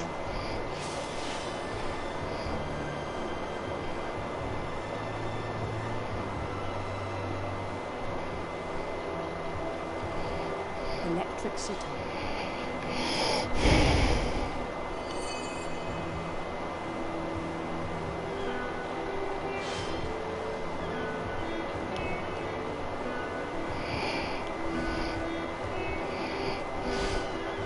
His chase led him to a golden palace east of the sun and west of the moon. Even then, his logic remained sound. He knew the world was all in his imagination.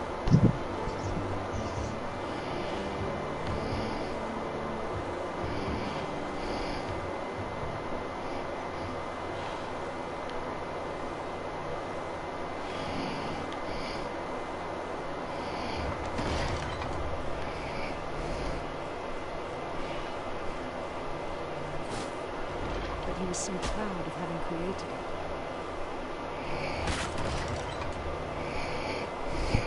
In his own eyes, he'd become something greater than the king.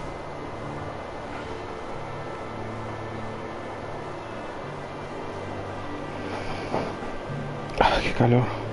For someone who'd never known success in the real world, I think it was overwhelming. Qué raro que aquí no llovió, vos. Por allá en carretera estaba lloviendo. And then it struck him. ¿Andabas en carretera? No, pero vi historias de mis amigos. The one climbing the steps of a golden palace. No, aquí llovió en la madrugada, solo te parecía una tormenta bien hija de puta. My imagination is as real as my body. It's hard to argue with.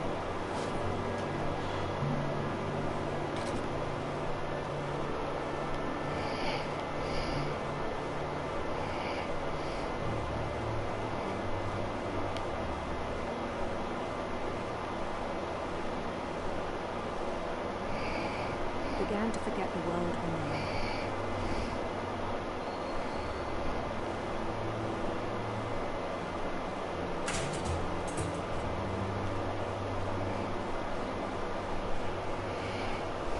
I think it pained him to remember Louis carrying her.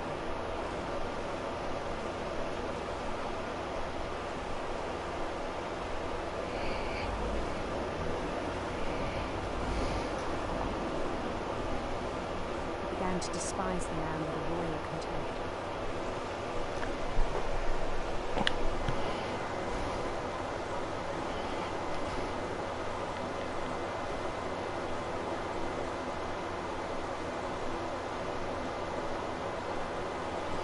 I still thought I could save him.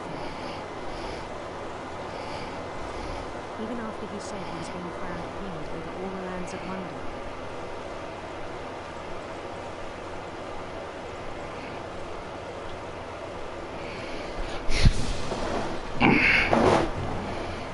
The palace would be packed with his companions.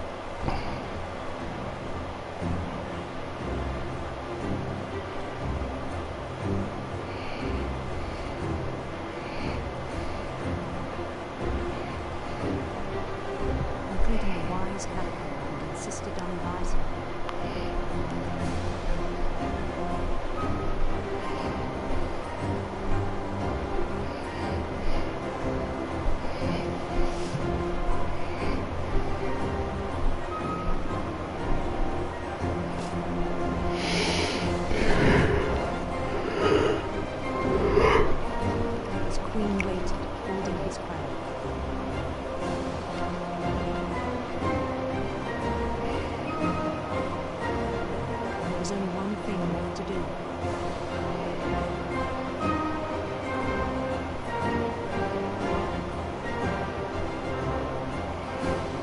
Bend down his head.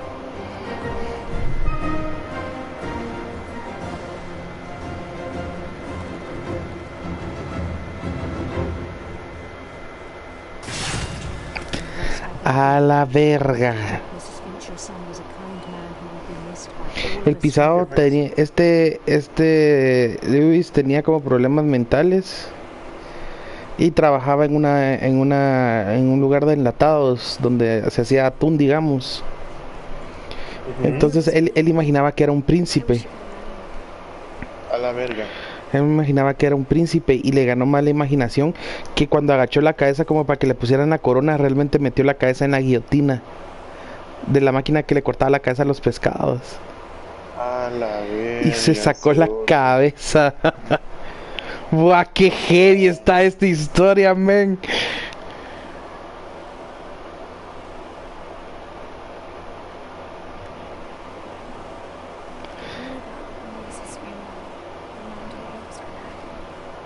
She waited until the day before we left to tell me.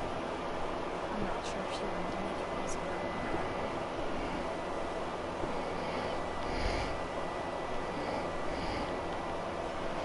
Ya me lo voy a terminar, Rey. Creo que solo me faltan 2 historias.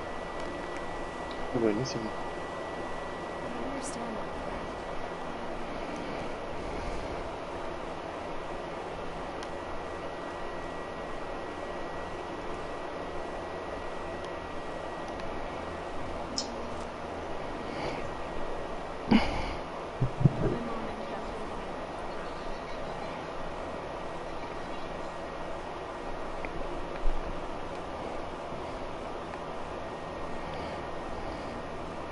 Sanjay Kumar, que era es el papá de esta chava que está aquí. Edith Finch.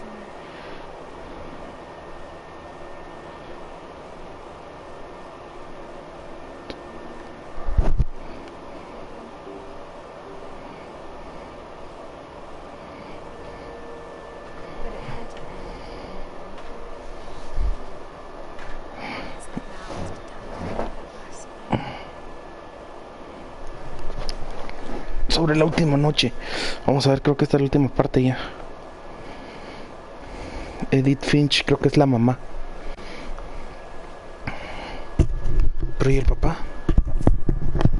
¿Será que me comió una parte de la historia? No creo. No creo.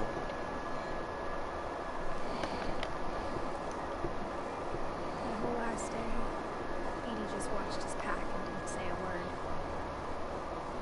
Until supper, when she raised her glass and said, "To our final night, and all our final nights." Grandma, you know what I said about alcohol. Some of your medications are very Edith, specific. I left a present for you in the hallway. Why don't you go open it? The grown-ups have to argue now. I'm sorry, you're right. We're all leaving tomorrow. Let's just enjoy our last... I'm not leaving. Edith, you're excused.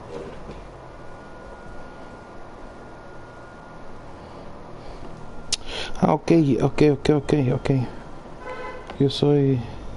the power had been shut off that morning, but Edie always had plenty of candles. When my mom said the library, I don't think she knew about the other entrance. Or that Edie had a key to it.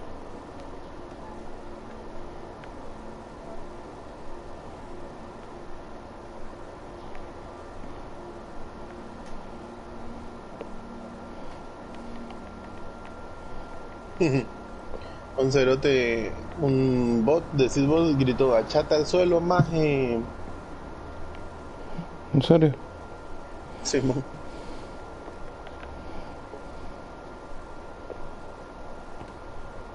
Bueno, no podía entrar, y entré. The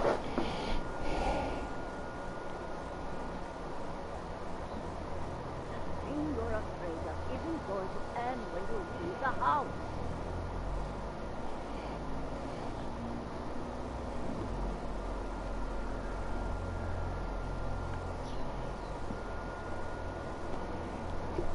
Edith has a right to know these stories.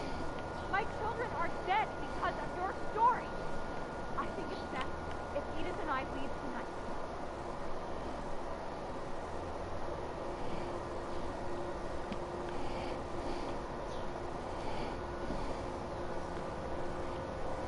We'll have the nursing home send a van for you in the morning.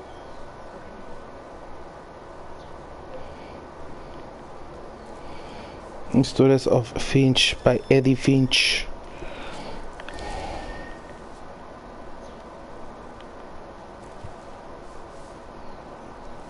Dear Edith, there's so many stories I wish I could tell you.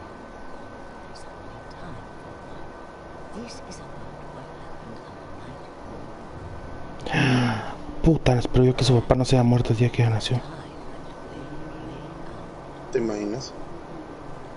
It was the first and last time I ever saw the old house around. No lo estás transmitiendo ahora, ¿no? Bien, bien, bien. Ah, sí, porque la vez pasada habría que conectarlo. ¿Cómo así? No sé cómo explicártelo. O sea, habría que leer, dice el idiota. Tendría que ver el video anterior y verme el nuevo video para entender lo que está pasando. Y me dijiste, ¿no? Ah, no, todo lo estoy todo el juego lo transmití. Ah, buenísimo.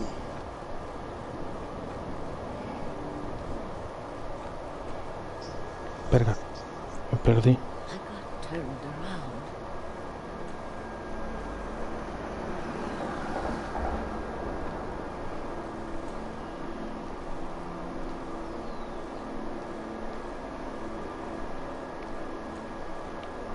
For a while, I wondered.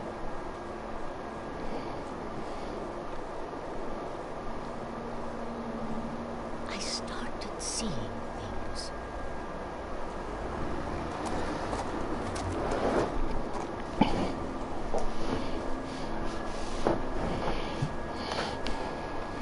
Things I'd forgotten had ever existed.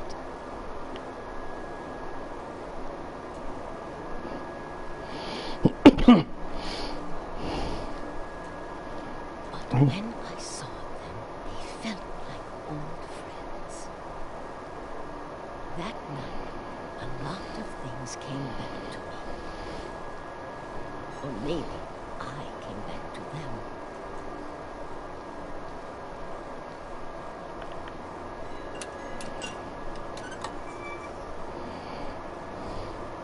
Things I can't explain, but that I need you to try and... Edith, what are you doing in here?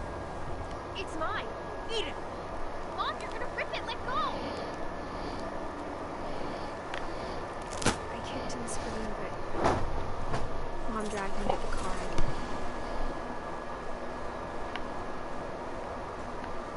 I never saw Great Grandma Edie again. Oh. The next morning, the band came to pick her up. She was on the ground. After that, we moved around a lot.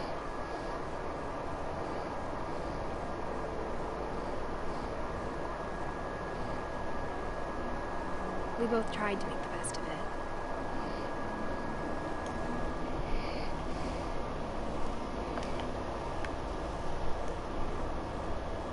A few years went by.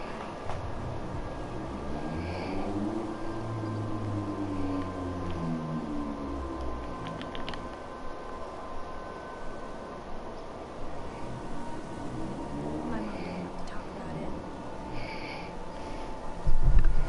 But she started getting sick a lot. Maldito pedazo de mierda, me acaban de decir.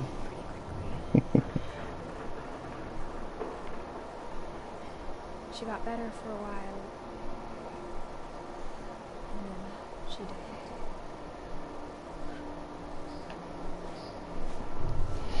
Guay, está ahí porque su mamá murió. Wow. Last Finch left alive. El último miembro vivo de los Finch. Until I found out about you. ¿Cómo?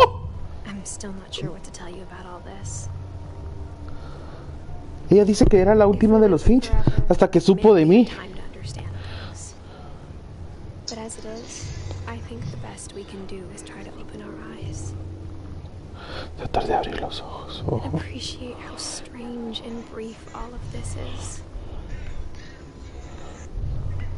This journal was supposed to be for you. ¡Ah, su hijo! Verga, esto es tan simbólico, estoy saliendo de un útero, ¿ok? Que diga Kurt. ¿Chamo? Perdón.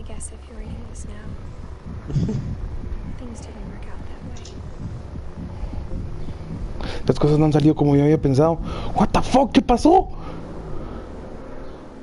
¿Qué está pasando? Aquí es donde empieza tu historia. Siento que no puede estar. Quiero que eso. Buena suerte, Edith Finch. What the fuck? Ah, qué fumada, güey.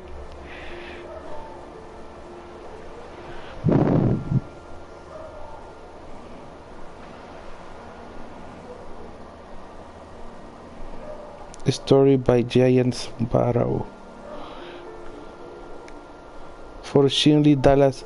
Ah, oh, era basado en una historia real o algo así.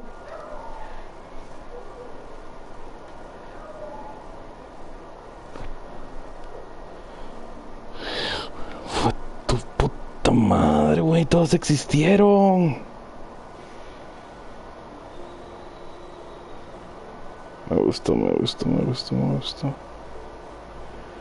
Me gané el trofeo que se llama El fin de todo.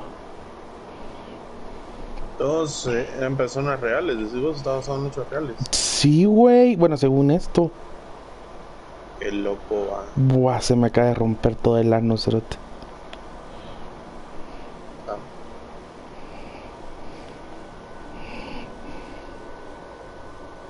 ¿No te dolió? Sí, no, que sí se me desgarró muy feo.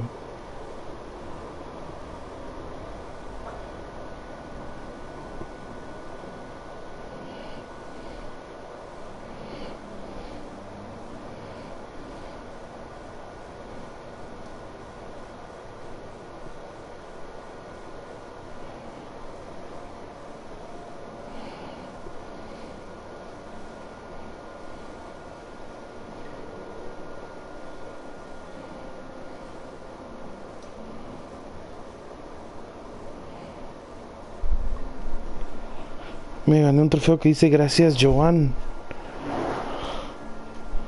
No entiendo, güey. Goose Down Gregory. ¿Dónde falta?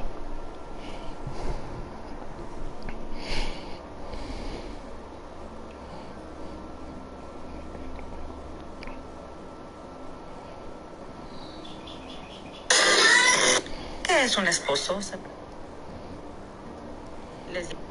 Cuando estás culiando. Ah, shit. Me cago aquí.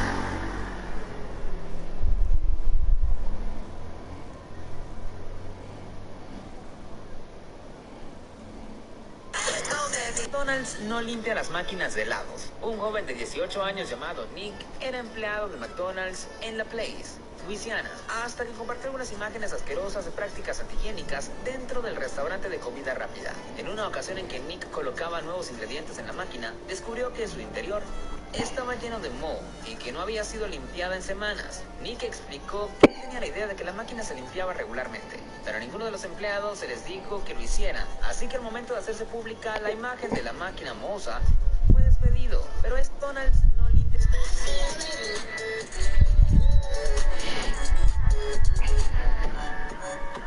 In Loving Memory, Lewis Finch hasta el 2010 vivió. The Edith Finch Team. 2012, 2020, The End. Buenísimo.